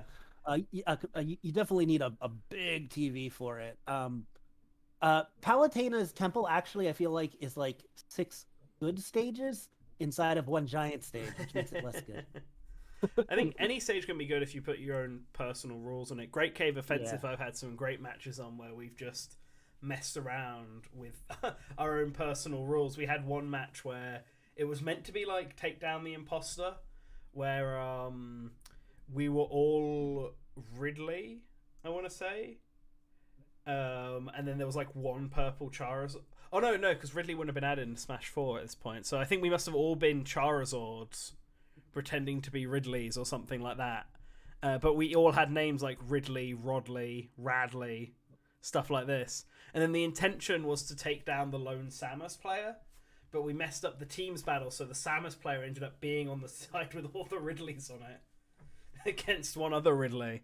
And we just ended up having this massive Great Cave Offensive chase where 7 people are chasing down one other person who's just trying to survive for as long as they can. And that made Great Cave Offensive super fun. I always thought the big stages would be good if Smash introduced a King of the Hill mode, where there were areas you could just stand at to get points, because then people would be fighting to get those areas. I've tried to replicate that by doing timed, and whoever ended up with the most lives won, and then using the special flag as an item. But that's not really the same. But like I feel like Smash would do well with more modes like that, like Capture the Flag and King of the Hill and things like that. So you're not just always like more objective based stuff. But I don't know. I feel like Sakurai's design philosophy kind of shies away from adding things that are typically found in other games, and I feel like one of the things that I maybe don't like about Sakurai as a developer is that I feel like he introduces something in one game, and then instead of improving on it in the next game, he just does something different. Yeah. Like there's not a lot of iteration, and there's a lot of things that could be cool, like even custom moves. And I know custom moves would be a nightmare with the amount of characters Ultimate has, but like that's a cool feature, and stuff like, I think the most frustrating thing for me in all Smash is Stage Builder, because each time Stage Builder's been brought back, they add cool stuff, but they take away other things. Like if we had every option that was in every Stage Builder, like if Ultimate had all the pieces you could do in Brawl, and then all the backgrounds and some of the grid snapping that you could do in Smash for Wii U and 3D, like it would be an amazing thing. Yeah, I do agree on that. It's like 2 steps forward, 1 step back in Stage Builder, like every time. I remember we talked about this when Stage Builder came out for Smash Ultimate, and we're like, it's not as good. The Brawl Stage Builder still feels like the best one, and it was the first time they attempted it. And that's just simply because of all the stuff you could add to it, like conveyor belts and ladders. And all stuff. the parts. Yeah, it was good. Oh well. Going on to back to Source Gaming stuff. Your Case for Spazzy made me remember your Case for Gex article, which is your peak and that led me into falling back onto our that time we started arguing about who the all-star characters were for both third parties and first parties. It was another Source Gaming choice we did, where we wanted to know what everyone's thoughts were on who was basically like Nintendo's all-stars who won in Smash, and who the third-party all-stars were that won in Smash yet. And I brought this up because I saw Alex bring up Professor Layton earlier, and he was actually on our all-stars list for third parties. He's somewhere lower to the bottom of the top 10, but he's on there. Like, I think we had characters like Eggman, Banjo-Kazooie, Lara Croft, Master Chief, Bomberman. Snake won. Snake got the most votes on the third-party one. Literally 9 out of 10, because there were 10 of us taking part. But then Bomberman came second, Master Chief third, Tomb Raider fourth, Lara Croft, Rayman fifth, Tetris Block comes in at sixth. And yeah, I quite liked that when we did that All-Star one, especially the Nintendo side of it, because obviously most of Nintendo's All-Stars are already in Smash. Mm-hmm. So it was quite interesting trying to sort of identify who was still left, and arguing whether or not like Dixie Kong counted as a Nintendo All-Star, or the rest of Team Star Fox counted. I remember those ones. I can't believe I voted for Chibi Robo on that. Yeah, I'm looking at it now. You voted for Captain Toad, Inklings. You voted for Dixie Kong as well, and Isabelle. Mm-hmm. But you didn't vote for... Oh no, you did vote for Ridley. Never mind. And Tingle. You voted for basically everyone. Tom Nook, King K. Rool, Paper Mario. Basically put your name down for every single one of these. They're all valid. They're all valid. Even King Boo. Literally, the first one that you didn't put your name down for was Tetra. But you did for Chibi Robo. Tetra and Bandana Waddle Dee were the only two characters you didn't put your name down for on this list. I would still not vote for Tetra, maybe. What about Bandana Waddle Dee? Because they've been pushing him more, I would. You would, because Nerbion was like the only person who put his name down for Bandana Waddle Dee. My thing is that I think Magolor is a cooler character. I'm sorry. I do have to true. say, actually true. Yeah. No, I have to agree with him. I mean, the discussion about Bandana Dee is getting so tired, honestly, and yeah. I admit, Bandana Dee, we had a similar discussion about King K. Rool, about him being more a character being on the base roster. Mm-hmm. And now I feel the same about Bandana Dee. If he's going to be in Smash, he's going to be more a base roster character. Yeah. Yeah. Not thinking about things like cuts or the game being designed from the ground up. There's some characters at this point that just feel like they would be the additions for like the next Smash game. Probably not the case necessarily, because like I was saying, sorry, the next game's probably going to have cuts and stuff like that, and it's probably going to be it might be a very different Smash experience. We don't know. Like we didn't know what Ultimate was going to be before. We're at kind of a weird place for Smash. But people like Dixie Kong and Bandana Waddle Dee, even like some long time like retro picks like Takamaru feel like they are just like really primed to be playable, but not as DLC, because DLC I feel like has been and every time we say it looks like there's a rule or a pattern, it breaks. But for the most part, DLC seems to be a lot of guests, and then a lot of characters that are kind of relevant in the moment, or at least newer. I feel like both first party picks have been new characters, like the latest Fire Emblem and the latest Xenoblade game.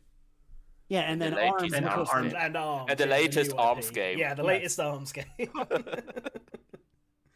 Yeah, and then all the third parties have been either popular guests or legacy guests, I guess, or both. Mm-hmm. So yeah, no, I do agree on that. It's why the last pick is going to be really interesting, because if it is like a first party, what new game is there that it could actually be tied into? Which is why Pokemon is so prevalent for people, because it's like Andy from Advance Wars, just like, that would be. I want it to be like, I would love that. Field. Yeah, an Advance Wars character That would would be be so good. hype. I feel like it would be like back in the Brawl days of speculation. Like I hope everyone it's wanted not, a Wars character. I hope it's not a Pokemon or even a Mario character, to be honest with you. Not that they don't deserve it or anything like that. I just want to feel something that feels fresh. I'm in a weird case of Mario because I actually wouldn't mind if it's another Mario character, and I don't know if this is just some secret Mario bias I didn't know I had, or if it's just because the Mario series is so big. But I mean, Pokemon is so big as well, but maybe it's because there's less Mario characters than there are Pokemon. I honestly not sure what my reasoning is for this, but I would be alright if it was a Mario character. If it was like Paper Mario or Captain Toad somehow. Or even Waluigi, yeah. I knew it was going to be. It always comes back to Waluigi. Look, It always comes back. I'm not the biggest Waluigi stan out there, because there are obviously a lot of them. But it does feel weird to me with Daisy being in the roster that Waluigi's not there, because it feels like, other than Toad and Toadette, I suppose, it feels like all the main Mario characters are there, but except for Waluigi. What if it's Captain Waluigi and it's just Waluigi with like a miner's hat on? So Waluigi, Captain Toad, and Toadette Toadette's just an alt. Yeah, I don't it's know. always I don't Waluigi, know. but Toad and Toadette swap between I'm so meh to Waluigi, which is weird because I feel like taken a shine to Tingle over the years. So it's not like I'm anti-weirdo. It's just Anti-weirdo. Tingle He's would not be- that weird. He's not that weird, Waluigi. Like, Yeah. Waluigi just wants to be loved. That's all. yeah. I think it's Waluigi wants it a little too much, and I'm all like, calm down, Waluigi. So I pivoted our conversation, I think, a little bit naturally to Smash, but also it's because it's what the people want. But just general Source Gaming anniversary stuff. I don't know what else. Is there any specific things you guys? I don't know if we have an agenda or if we're just reminiscing. Like We old always guys have in an the culture. agenda. Oh yeah. Yeah. Oh, we do push our agendas. That's true. Yeah. It's just whatever really. It's a nostalgia thing. Like if you have any particular articles or anything like that. I put another quiz question on the screen, by the way. What character was Sakurai referring to when he said just because you try hard doesn't mean you're making into battle? Anyway, very appropriate. it's yeah. Any if there are any particular articles you want to bring up or that you quite like? I mean, Push posted one in the guest hangout. The worst Yuru Kiara 2014 edition, which might possibly be one of the most random articles we have on the site. That was when I was still treating Source Gaming as a personal blog. Yeah. That was before anyone joined the website. And I'm slightly obsessed with Yurikira. They're mascot characters in Japan. I think there's just a common thread of my interest of mascot characters, I guess. And having an unlimited amount of mascot characters in Japan, it's a rabbit hole. But anyway, They do like their mascot. like, are you guys aware about this? Like every city and town will have their own mascot character. Yes. Yeah, Yeah. that's something I know. Okay. So yeah, I used to go to the festivals every year where they would have like a parade and like pick the best Yoda character for that year. Yeah. Which was always fun. Unfortunately, it was canceled this year because of COVID. But anyway, but yeah, if you ever want to know some of the worst Yoda characters from 2014, the title implies that I was going to do it every year, but I quickly had to abandon that because I felt like it was kind of out of place. It's never too late to go back to it. Yeah, this is true. Yeah. Like I'm just looking at the winners from previous years, and there's one I actually recognize, which is Hikonya, I think. The white Hikonya. cat with the hat. Yeah. Like, I think I've taken my photo. I with like- Hikonya. I like and hate Hikonyan. Like Hikonyan is kind of an asshole. Wow. Like he's just very, boast. So, and he didn't actually win. He just won like the written ballot vote. Oh, okay. So he didn't actually like Tabo He's the other winner from that year. Mm-hmm. He was the winner, but he's often forgotten. The one that Anyway, makes this is like super niche. the one that always makes me laugh on this list though is the worst Yurakiara, and the first one you put is just like the Titan from Attack on Titan. Yeah. And your comment is just, "This is ridiculous. Why does a TV show need a mascot?" And I feel like, surely if anything is going to have a mascot, TV shows are going to have mascots, right? I guess so. But it's like this is like a different genre of mascots, right? Yeah. I don't know. I mean, like the other I think, shitty ones were really bad. yeah, I mean, I think that the Titan from Attack on Titan is ridiculous in this particular Grand Prix of cutesy mascots, and then you have this skinless person in realistic proportions in a suit. Just doesn't quite work. But I mean, I don't see what's wrong with the toilet one here, you know? I mean... Just low effort. I do like the slippers on it. Yeah, the slippers. The wash. The washroom slippers. And you just you're just shitting on the little kids' entry. Yeah, I mean, the kids gotta try harder. I feel like Japan does a lot of these things where people submit stuff, huh? I remember as a kid learning that all the Mega Man bosses, there were submissions from kids, a lot of them that got in.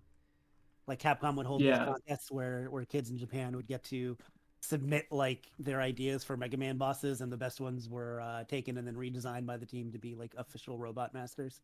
I always thought that was neat. Yeah, All Doodle says the only one I know is that the black bear with the red cheeks. I feel like Kumamoto or whatever his name is probably like the most famous. Kumamon. Yeah, Kumamon. Yeah. Yeah. He was basically the OG, like the one that first broke out. The original mascot. Yeah. Like he didn't actually win this contest, I think. But he just became popular. Yeah. Like, I'm pretty sure he was probably the first one of them I had seen. I think there's another one of like, is it a Yurakiara where it's like a brown square with an angry face or a screaming face or something? Kind of looks like a Super Meat Boy character to me, but I don't think it is. Pretty sure it's a mascot. I can't. It probably is. There's so many of these mascots. Yeah. They love that. I remember going to Nara and there's like at least 3 separate mascots for Nara. That you can get merch of like all of them. Yeah, because there's like prefectural city and like town sometimes even. Yeah.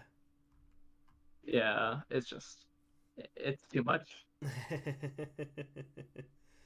Melon Guma, I agree with you though. The Hokkaido one is yeah, that one's like one of my favorites. Cute and creepy. I have a picture of him eating my head. Was eaten by Melon Guma. This is the best day of my life. Yeah. You know what? True. What little series is always has always been close to my heart, and I wish we did more with. And I think Nintendex can probably guess. Yeah, it's I know. The Game and Facts. Game and Facts. Oh yeah, that was a really great series. Yeah. Yeah, Game and Facts, really cool. For those who don't know, was like our attempt at doing a like trivia series, I guess, on Source Gaming, because we didn't want to just copy like Did You Know Gaming, but we felt like doing trivia really did fit. And I think you were inspired by like old music trivia show. Yeah, by VH1? pop-up video on VH1. Yeah, from way back in the day. Yeah, which I thought it'd be funny. They'd play like a music video and just have pop-ups of facts, I guess, about the music video throughout the song. Mm-hmm. So we wanted to do that, but with gameplay. And the first episode we did was Doki Doki Panic. Which, by the way, guys, if you didn't know, Doki Doki Panic is the original Japanese version of Super Mario Bros. 2. Because the original Japanese version of Super Mario Bros. 2 was actually the Lost Levels. That's how we got it. I think, and what's funny is Mango actually joined the team because he went out of his way to do a proof of concept of doing a voiceover for it, because we didn't do voiceovers for it, and it turned out really well for the Shantae one. Yeah, the Shantae Half-Gene Hero one. But I feel like I was very adamant. I'm all like, no, people do voiceover. That's the purity of this. It should not have voiceover, which is stupid because you need to evolve your ideas. And just because you have, Yeah. that's a piece of advice, by the way, for anybody that's planning on becoming a content creator or just in life, if you're doing anything that involves a business or dealing with customers. You need to adapt your ideas to not necessarily be what you want, but what your fan base or customers want. That we probably should have, but I think we mostly gave that up because it was a lot of work for you. It was a lot of work for me, yes. Yeah. Because every Because single that's the- episode I had to do every single graphic for it. And Yeah. just type up every single one and then put the video together. And Yeah. they It was cool. I liked it. Yeah, they were fun to do, but they did we went through like a period of trying to get one out like every week, and it was like absolutely draining. I like the style Yeah. we'd gone to though. We'd used like the Famicom colors, and we had like the Famicom logo stuff in the back and all that. It was cool, and we covered some random variety of episodes. Yeah, we did that Christmas game. Yeah, days Central before one, yeah. Christmas. Yeah, that was fun. Our if Gift you guys- Gear one did quite well, funnily enough. Like, it's one of the better If you performing guys are ones. big enough Source Gaming fans to be listening to us now and have not seen that, please do me a favor and just check out Source Gaming Game and Facts. Just Yeah, spelled game and facts like Game and Watch. I'll link the And, first one. It had its own original intro as well that you made. No, Yeah, made. yeah. Where the I think Famicom- I made think it. those Intro. well, you made it. Where the Game and Facts cartridge falls down. It took me a lot of time because I'm not really good at video editing, Yeah. and I'm still proud of that intro, even though it still looks a little bit rough on the edges. I think it. But looks it good. was. Thank you. No, and I think what made Game in Fact so enjoyable because everyone from the staff could try out video editing Mm. and see, okay, can I do this? And it was a level entry of video editing, and Yeah, they were incredibly simple videos to make. It was just the graphics was incredibly time consuming because all the video really was the footage, the opening, then the footage, and then you would fade in the graphics over the course of like the whole video, and you just have to try and make sure they were aligned so that they weren't ideally not blocking out the footage if possible, and like just sort of pace things if you could. So like I'm watching the Doki Doki Panic one now as I talk, and when I picked up the POW block, that's when I decided to have the POW block trivia show up. Like you're just matching things correctly to everything. And I also put little joke ones in there, like where I accidentally died, like really stupidly, and then a pop-up comes up saying whoops, with like a picture of like the artwork of Imogen being attacked. Like there were quite a few fun ones in here. And we did really random episodes like DDR Mario. We did an episode. Yeah, on- the Duck Hunt one. Duck not Hunt, Duck Hunt. DuckTales. DuckTales. The DuckTales one was a lot of fun Yeah. to do. That might have been my favorite one. And that was the other thing is that it wasn't just trivia. It was a ton of jokes too. We put a lot of jokes Yes. in them. Yeah. We were trying to make them funny. And what's really funny, maybe not really funny, but I think is that because we did the moon stage for DuckTales, Mhm. like half of our trivia was about like the game because there was a lot of game development information. But then we just started doing a lot of trivia about just like space for no reason. Just the moon in because. space. Yeah, we're like, isn't that neat?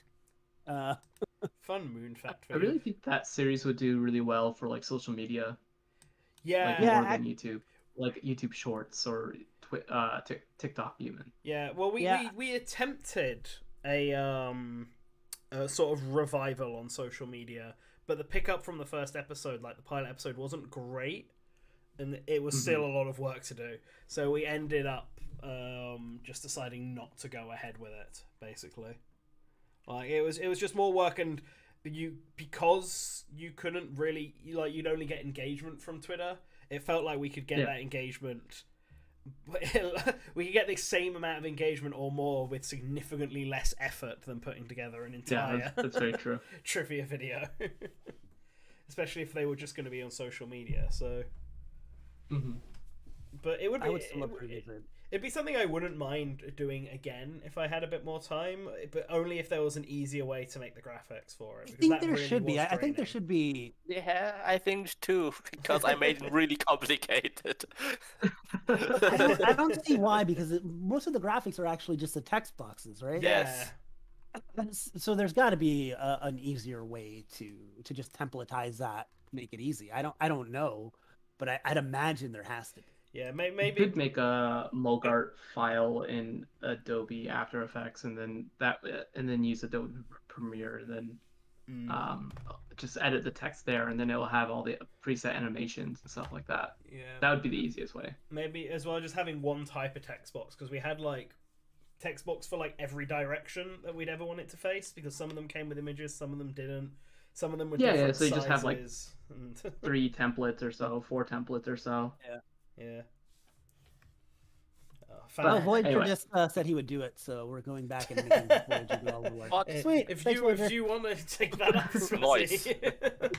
I've got too much on my plate at the moment. If you wanted to take it up,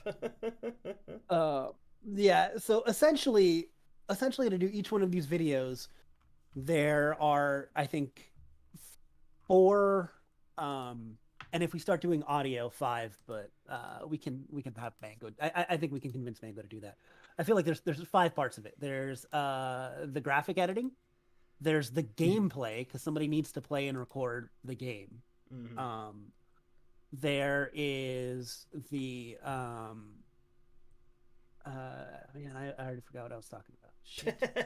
the different research. components of The research. yeah. There we go. The research portion to actually get all that together, and then there's the video editing. So there's the 4 parts. So there's with the graphics part, what I would say is, like, if you do a Mogart, then like you could have it so the picture is just replaceable within the video editor, so that way you don't have to deal with so much resizing and stuff like that.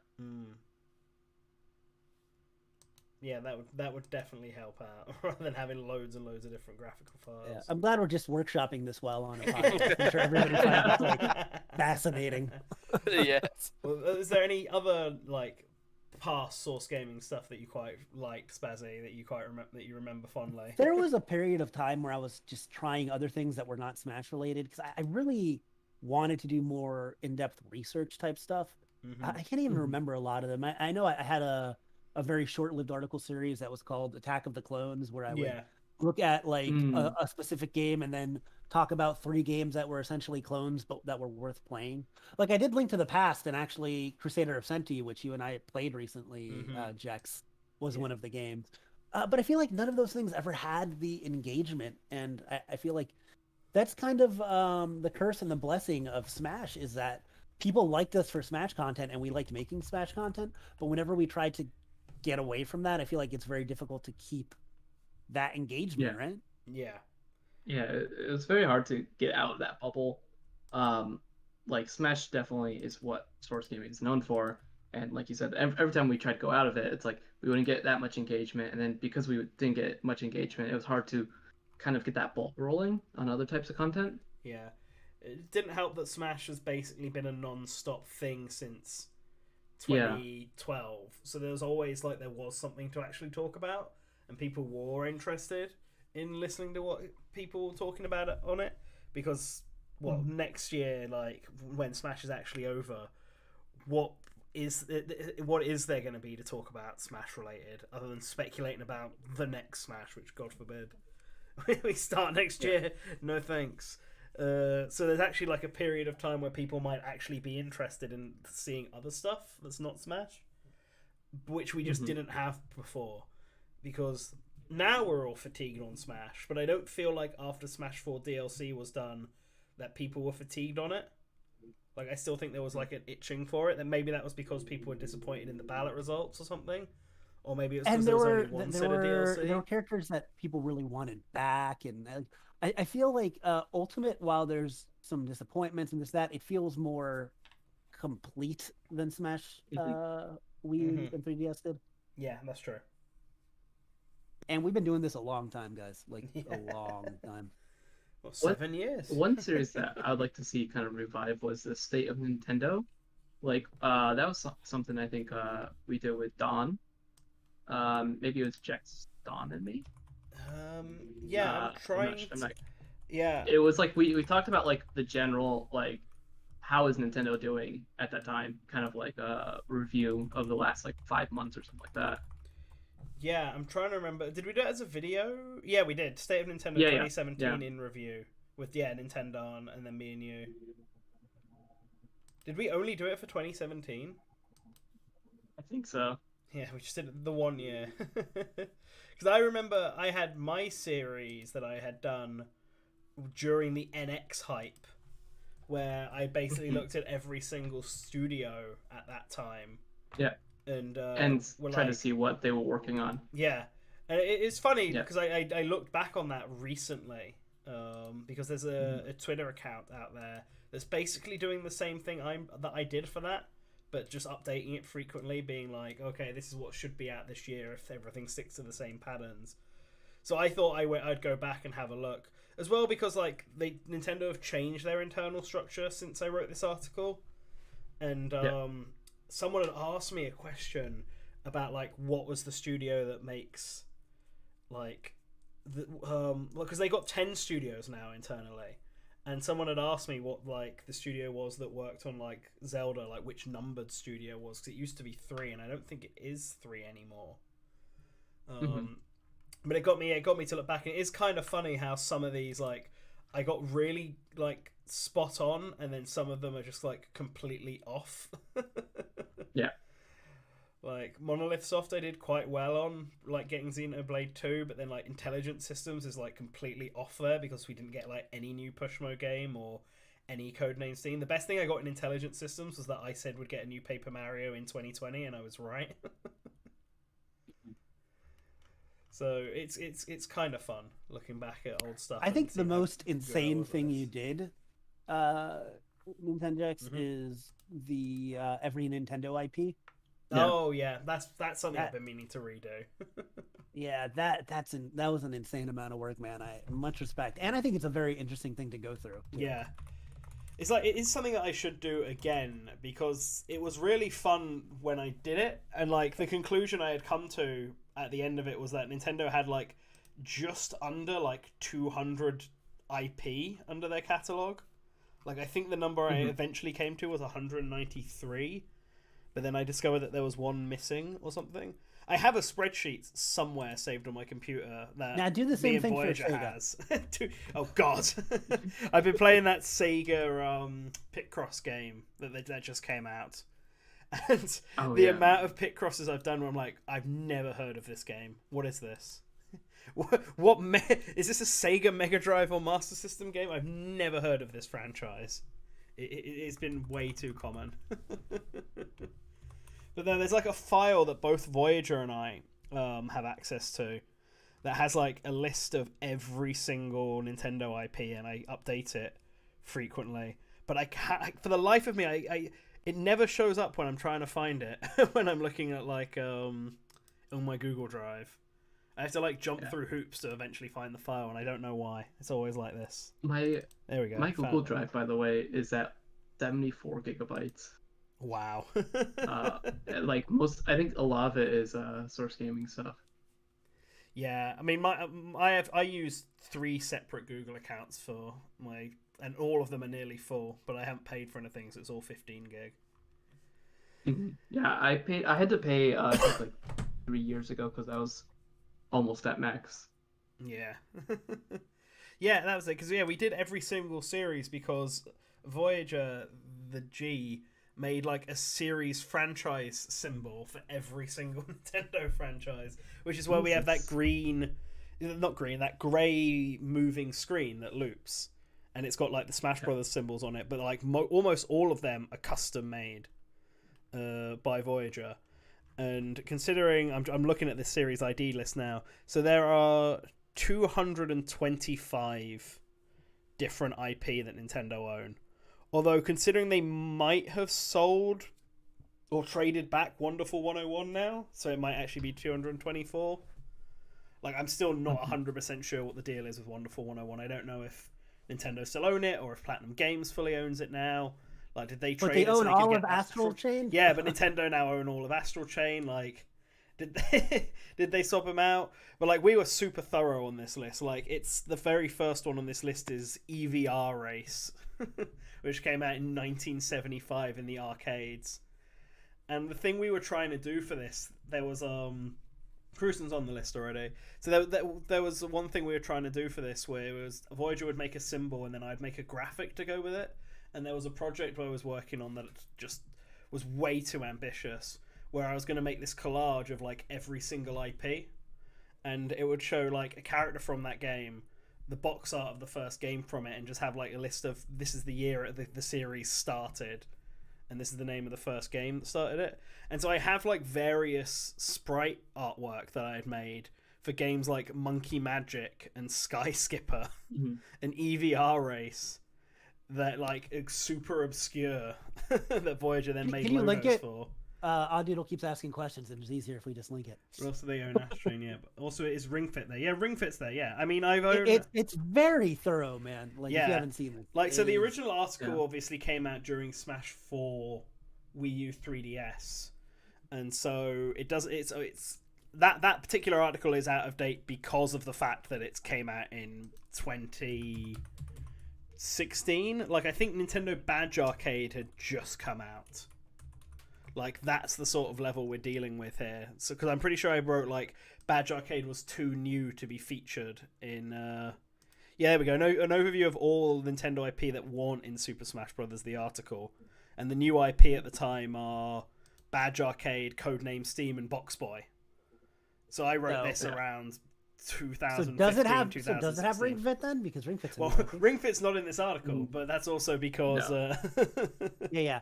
But we have updated it since then. Yeah. My updated like spreadsheet has Ring Fit in it. Has Ring Fit, has stretchers, has Jump Rope Challenge, even has Buddy Mission Bond, which I feel like I'm the only person who remembered that Nintendo announced that game. The Famicast, I think they did a couple of pieces of coverage for that, but yeah, no one has really talked about it. Yeah, it completely fell off the map because it came out at the beginning of this year, didn't it? I think it didn't sell very well at all. No, I don't think it did. Unlike Famicom Detective Club, I'm not foreseeing Nintendo releasing this one outside of Japan. Unfortunately, because I'm kind of interested in it. No, but Nintendo do own Cruisin'. They own Cruisin' because Midway went under, and Nintendo were the only other ones who owned the rights to that game, so they all just defaulted to Nintendo.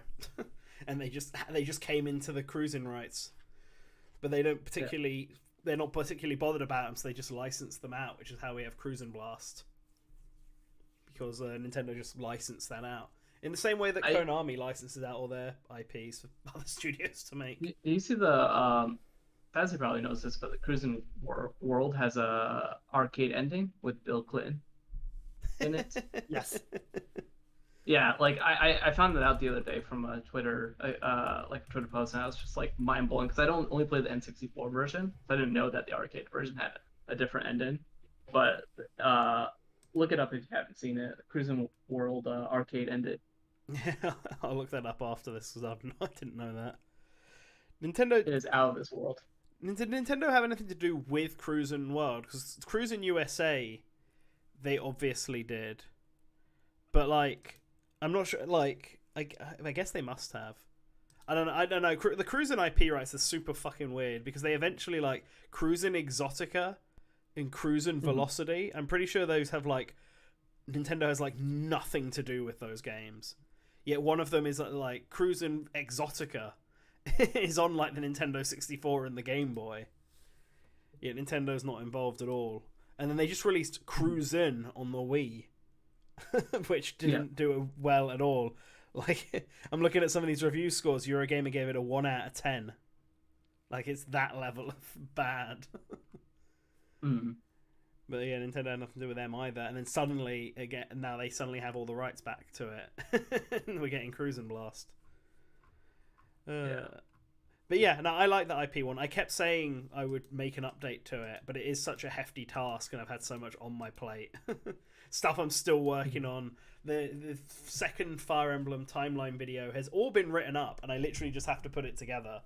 And I've done the audio for it as well. It literally just needs the video putting together. and I haven't found the time in like half a year to do it. So I need to look at it. And the same for there's a video we were working on, or I was working on, that was like the Voyager helped out on, which was looking at Echo fighters for every single fighter.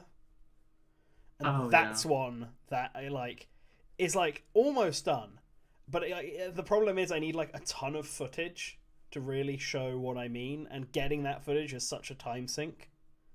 Like like there's a part of it where I'm trying to describe, where I need like footage of like the Inklings paintbrush attack from Smash Brothers, so I can show that off. And it's it's just I need to go find that. I need to get the footage myself, set it all up, do this, and this is for like 5 seconds of a 40-50 minute video, and I just have to do this throughout. It's intimidating. Really long videos are super intimidating nowadays. Oh well, I'll get it done one day. Now at this point I may as well wait till all the Smash Brothers characters are out, and then just do one with every Smash Brothers character there. I'll just have to retroactively add on Kazuya and whoever, and I don't even know who I'd use for Pyra and Mithra, to be honest. Like Numa, maybe? It's kind of a cheat. I'm not sure who else fits. If you know in the chat, let me know and give me a break. But alright, any other articles or videos or anything from the past that we want to talk about? Because I'm conscious it's now we're hitting the 2.5-hour mark. It must be past midnight for you, Push. Yeah, I have to get going soon. Yeah. But I think like Source Gaming, like one of the things that I was really, really happy about it was that it had like this really strong graphical style, and that's all thanks to Nerbion and Voyager. And Sakurai, I saw one of our article headers recently. Yeah, we talked about it earlier. And Shadow Link has also been helping out lately, I think, with the video thumbnails, right? Yeah. So like, really, that was like that's one thing that I'm really, really proud about, is that like we had a lot of original content, but we also had like an original style, and like we're just completely original, completely like indie style game coverage, I guess. Yeah, and speaking of that graphical style, we can end this all off by, why don't we talk about Source-kun itself? I feel like good old Sosuke should be mentioned. Mascot. Yeah, because it was all us, like me, you, Nerbion, and Push, the three of us, coming up with the theme of the Famicom Disk System style, and then you going away and coming up with the various designs on how we wanted Source-kun to do. Did we already had the floppy disk as our logo, right? Yeah. So the floppy disk was something that my original character was holding, because it was like a way to represent going back to the source. Yeah. And I think that's where it came from. But Nerbion, you can maybe elaborate more. Yeah, I mean, I think I don't know where I got the floppy disk. I think it was from your avatar, that this is going to be our icon. And then there was first talks about our t-shirt design. This is where we brainstormed some ideas how a t-shirt can look, and I basically made a parody of the Famicom disk drive. And it kind of stuck in our head. It kind of our. It's the reference, the character sheet that you drew up for Source-kun right at the start. Oh, damn. Yes, and Push Dustin actually requested to, I think before that, his Wario Luma, or Luma Wario? Sorry if I get your character wrong. Waluma, sorry. He wanted to move away from, so people don't think of his avatar for Source Gaming. And I remember me being actually against a mascot. I don't know why. I don't know why. Basically, yeah. And then I came up with the only thing I added to the disc character was only the hands and the feet, and that okay, that's actually kind of looking cute. And we kind of try to insert some Source-kun on some sites, and people liked him. Mm-hmm. I think you tweeted it even out, and people were fond of it, and so we thought, let's make it our mascot. And I am not actually sure how he came to be. Not many details. I This remember. has always been the long game for me because I've been like, one day we're gonna have merchandise. 7 years from now. Oh yeah, that's right. Yeah, you got to have a mascot to show for the for the plushies. Listen. Nintendix and I are one day going to create a Source Kun indie game. That's going to be the culmination of everything. So it's building up to. I remember because I remember distinctly we were trying to think of a new style because our art style was very much in like Smash 4, and the old logo was like the flame, and like the blue and the red flame that the Smash 4 logo has got with Source Gaming in it, and then like I wanted to go for something that felt distinctly like retro but also distinctly Japanese-esque because of the fact that our big sort of gimmick was translating Japanese stuff into English, and so I was pushing for that Famicom style, and so Game and Facts has obviously the Famicom logo in its artwork, and then the intro for Source Gaming was based on the Famicom Disk System intro where the Famicom Disk System sign falls down. Yeah, but I think I did this. We did this because we made especially SourceCon, and it would fit him really well in this intro scenario. Mm-hmm. Yeah. I think this was because of that. Before our intro was, I remember the first intro. I actually wanted to pitch an intro, flames coming back, and the logo just appeared. I think, our very first. I thought it was just a pitch, and somehow it was used as a final intro. So I was like, oh shit. Yeah, I remember that. Yeah, so we wanted to make it very I think especially for the intro, we wanted to make it as short as possible, but still memorable. Because in the current YouTube space, I don't think many creators even have a long intro. Like before, for example, the Angry Video Game Nerd, such a long song, and as times go on, people were more tired of long intros, and we have to keep in mind that people want to move to the news or to the video content as fast as possible. So we made it as short as possible, and we used the Famicom disk drive intro as a base, because basically DiskCon is based on the Famicom disk drive on DiskCon. So it was just a perfect fit, and Mango. Yeah, Mango was the one who put it together because he. He did it for the anniversary. He tweeted out all of like the prototype beta versions of the intro. Oh yeah, we tried a lot of stuff like SourceCon getting smashed by the logo.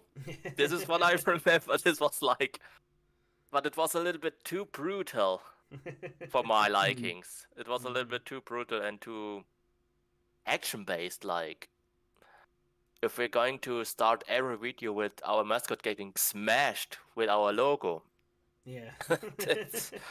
I don't think it would be a good fit for us. So we made it a little bit slow. And Dusty also made the Source Chan, right? Yeah, Source Chan. So there's Source Kun, and then there's Source Chan now. Yeah, I think I totally missed that boat. Yeah, about the pretty sure this was after booing of my Source Kun. What do you feel about that?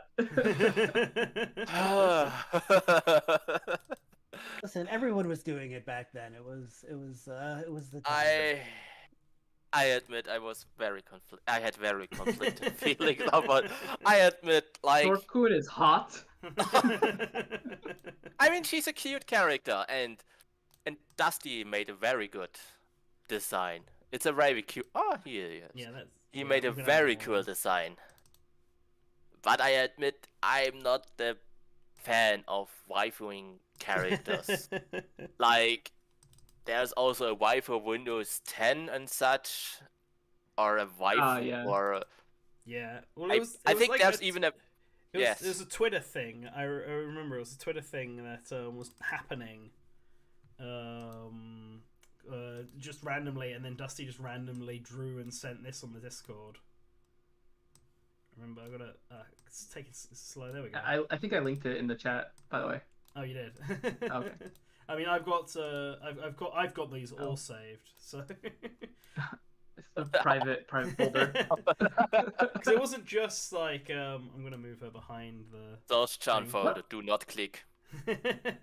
Yeah. What blood type is Sosuke? That's a good Yeah. question. Does he even question. have blood? Yeah. It would not Does just he be even have circuits.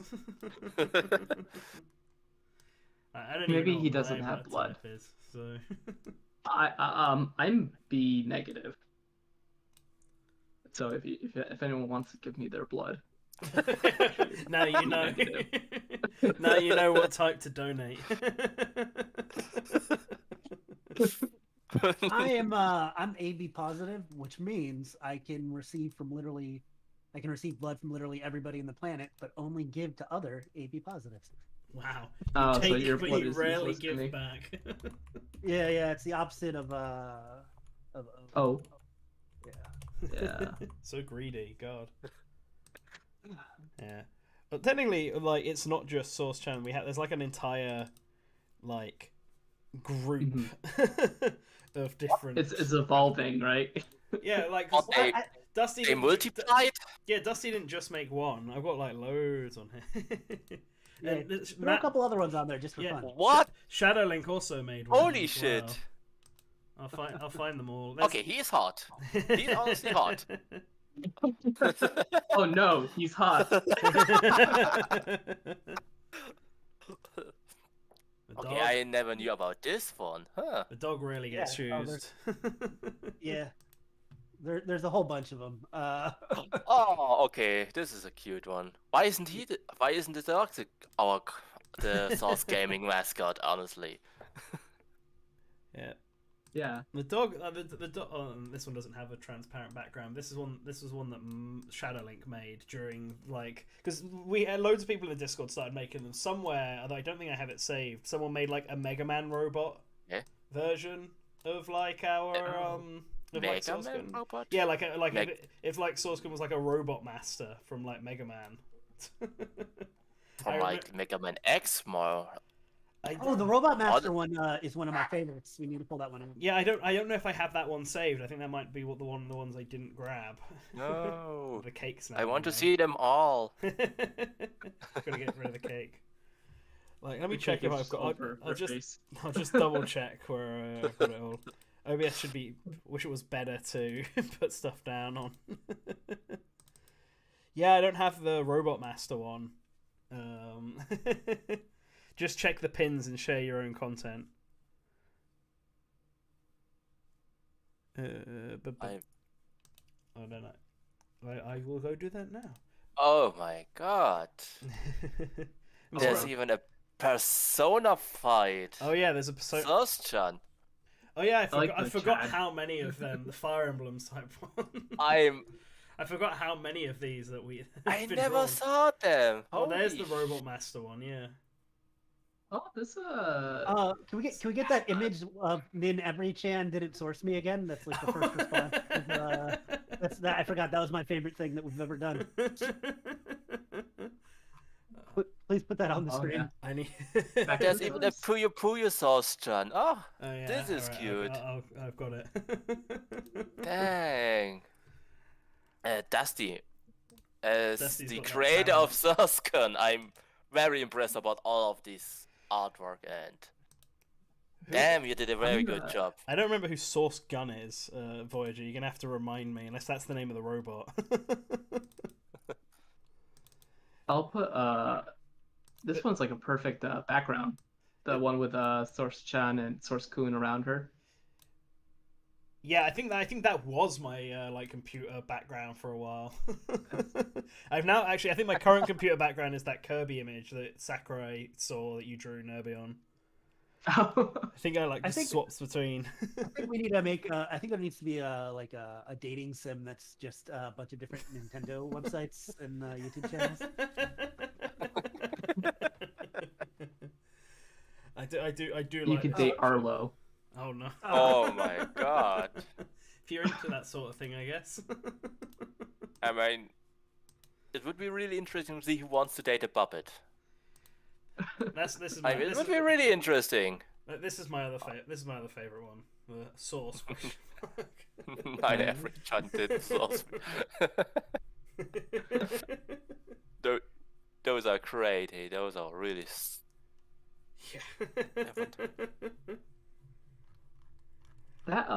This kind of reminds me the whole Safety Rob kind of exploded into its own thing as well, that Nervion made. Oh, Yeah, but he's dead Hyperspace now. Oh, He's dead now. No. He's dead now.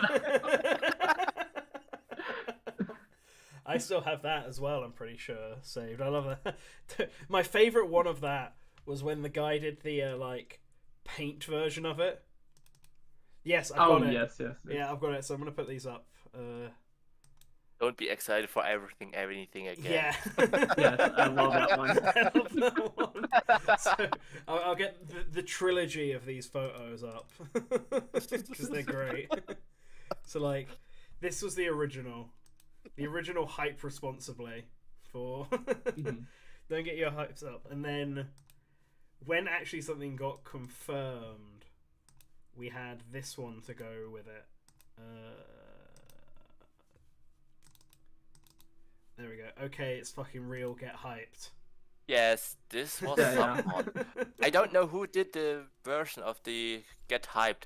I think it was someone on Twitter. Yeah, I think so. I like how they replaced the signage with Go. Yeah. Yeah. Like And that. it That's uses the more perfect. dynamic Rob Yeah. pose. Which is great. And then someone who was super mad at us posted this, and it's one of my favorite things. Do not be excited for anything ever.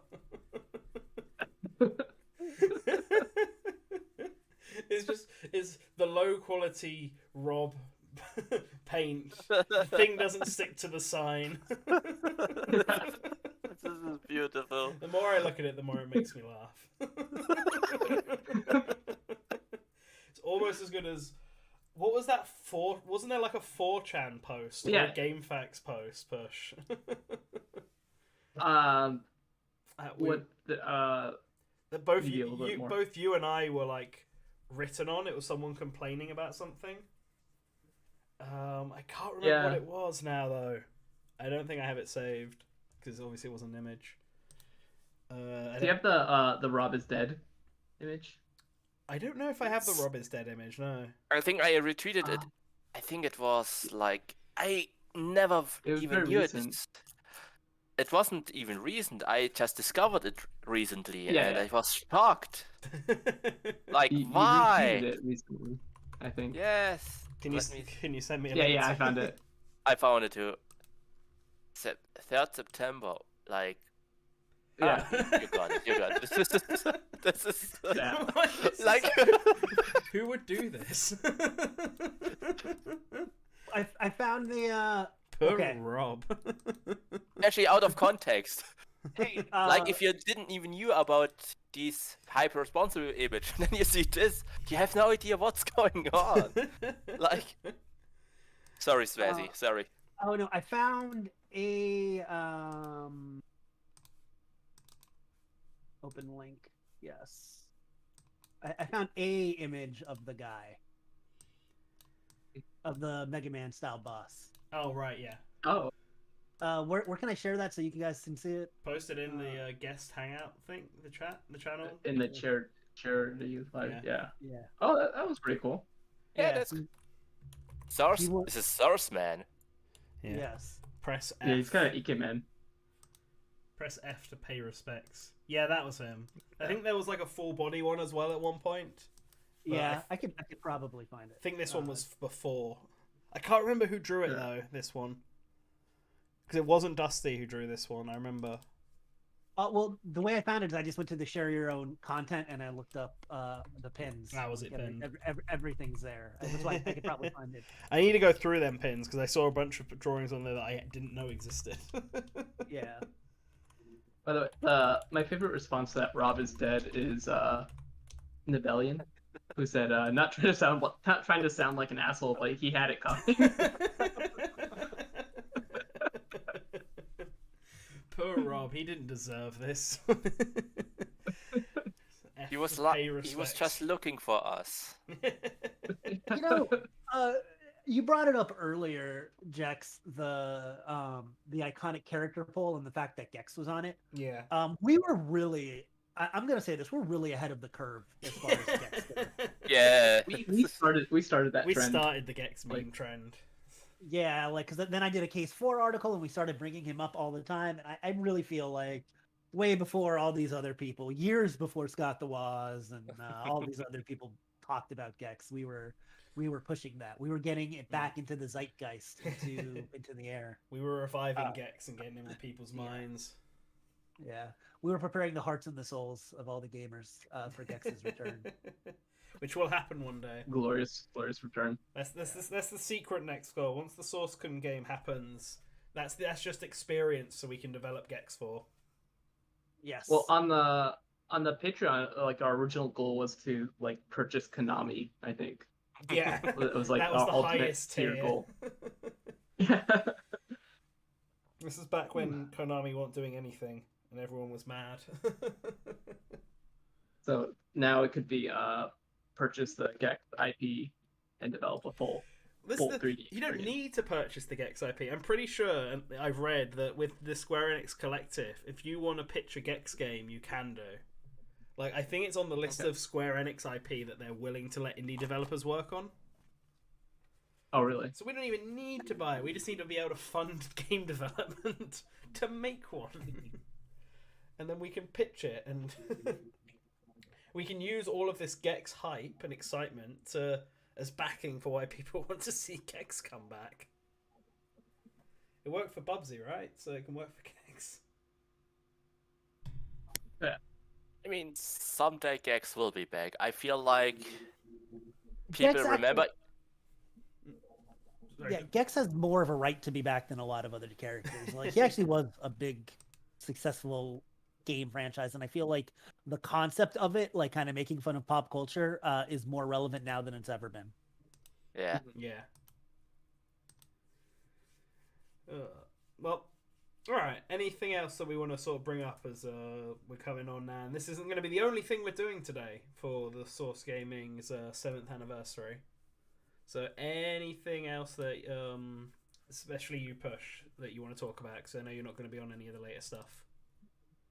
Yeah, I'll be sleeping. Yeah. But it's I mentioned this on Twitter like earlier this week, but it's really quite amazing that like Source Gaming has like persisted for 7 years, because that's like if it like I think I made the connection to, like, if it was a child, it would be in first grade.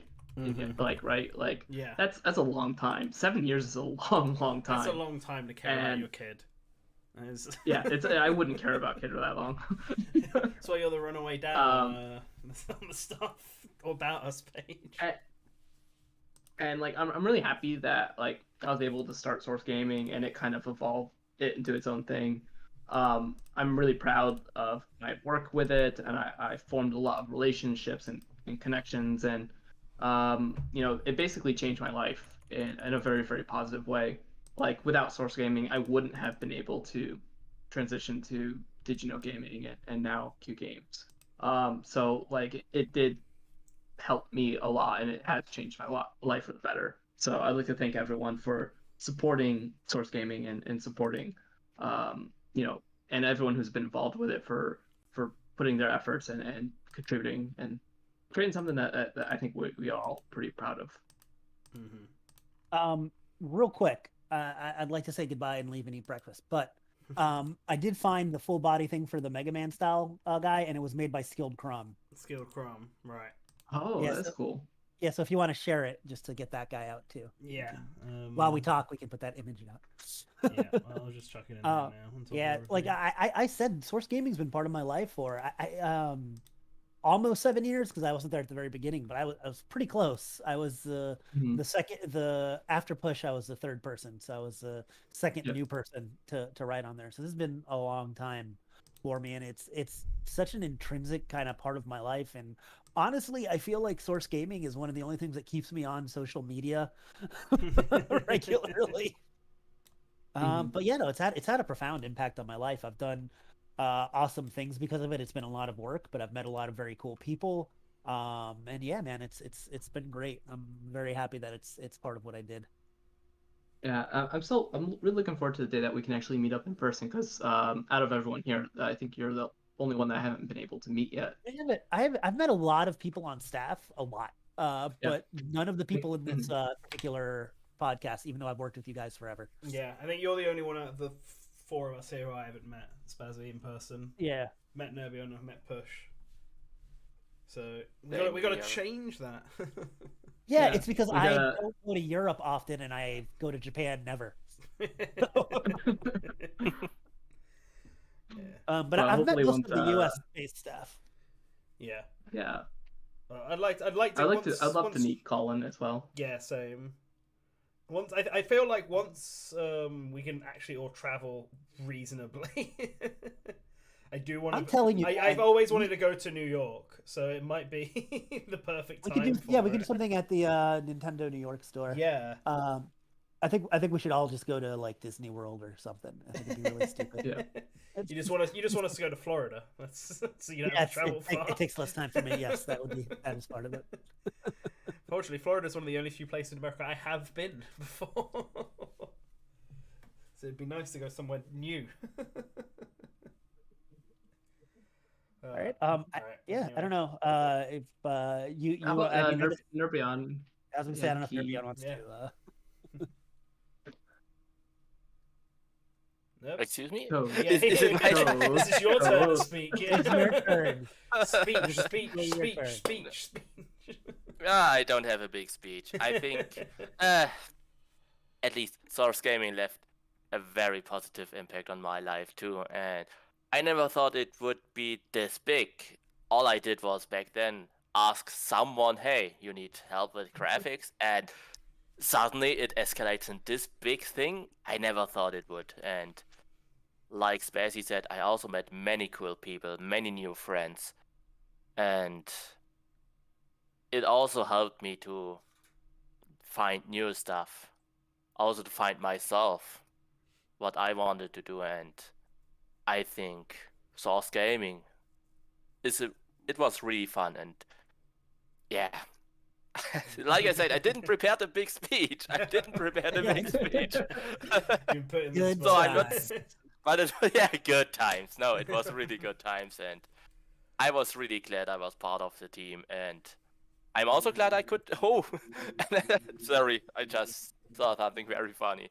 No, and I'm still happy that I was part of Source Gaming, and I could left a really big impact on the design, on the team, and yeah. Mm-hmm. And yeah, I mean, me last, I suppose, and Source Gaming's obviously been a huge thing for me. Once Push said he wanted to leave, I wasn't quite ready to let it go. And so took up the mantle of taking it over and trying to get things running, and it's not easy. I don't envy Push in the years when we were producing daily content. Oof, so much. Like, it's definitely pushed myself away from that to avoid that stress. Yeah, I there's definitely days I did not sleep. Yeah, but no, it's been great, and it's only just gonna keep growing. It's gonna be very interesting next year once Smash Brothers stops, because the Smash Brothers content won't necessarily stop. We've got Wolfman has written up way too many episodes of that fighter spirit for that character for Nickelodeon All-Star Brawl. Yeah. Let's go. So we're still going to have stuff going, but it is going to be interesting seeing the future going forward with Sakurai's Famitsu columns coming to an end, with Smash Ultimate coming to an end. It's like the end of an era. Sakurai's era is ending, and it's Source Gaming is going to have to move from that era to a new one, and we're going to do it, and we're going to make it exciting and fun for everyone. So you look forward to that, because I'll still be here doing it. So it's going to be a good time. But Yep. So this is actually only the first of the birthday stuff we had planned today. That's why not the whole team is here. It's just the four of us, the old guard, I guess. Yes. we like to reminisce and sit on the porch in our rocking chairs and talk about the good old days.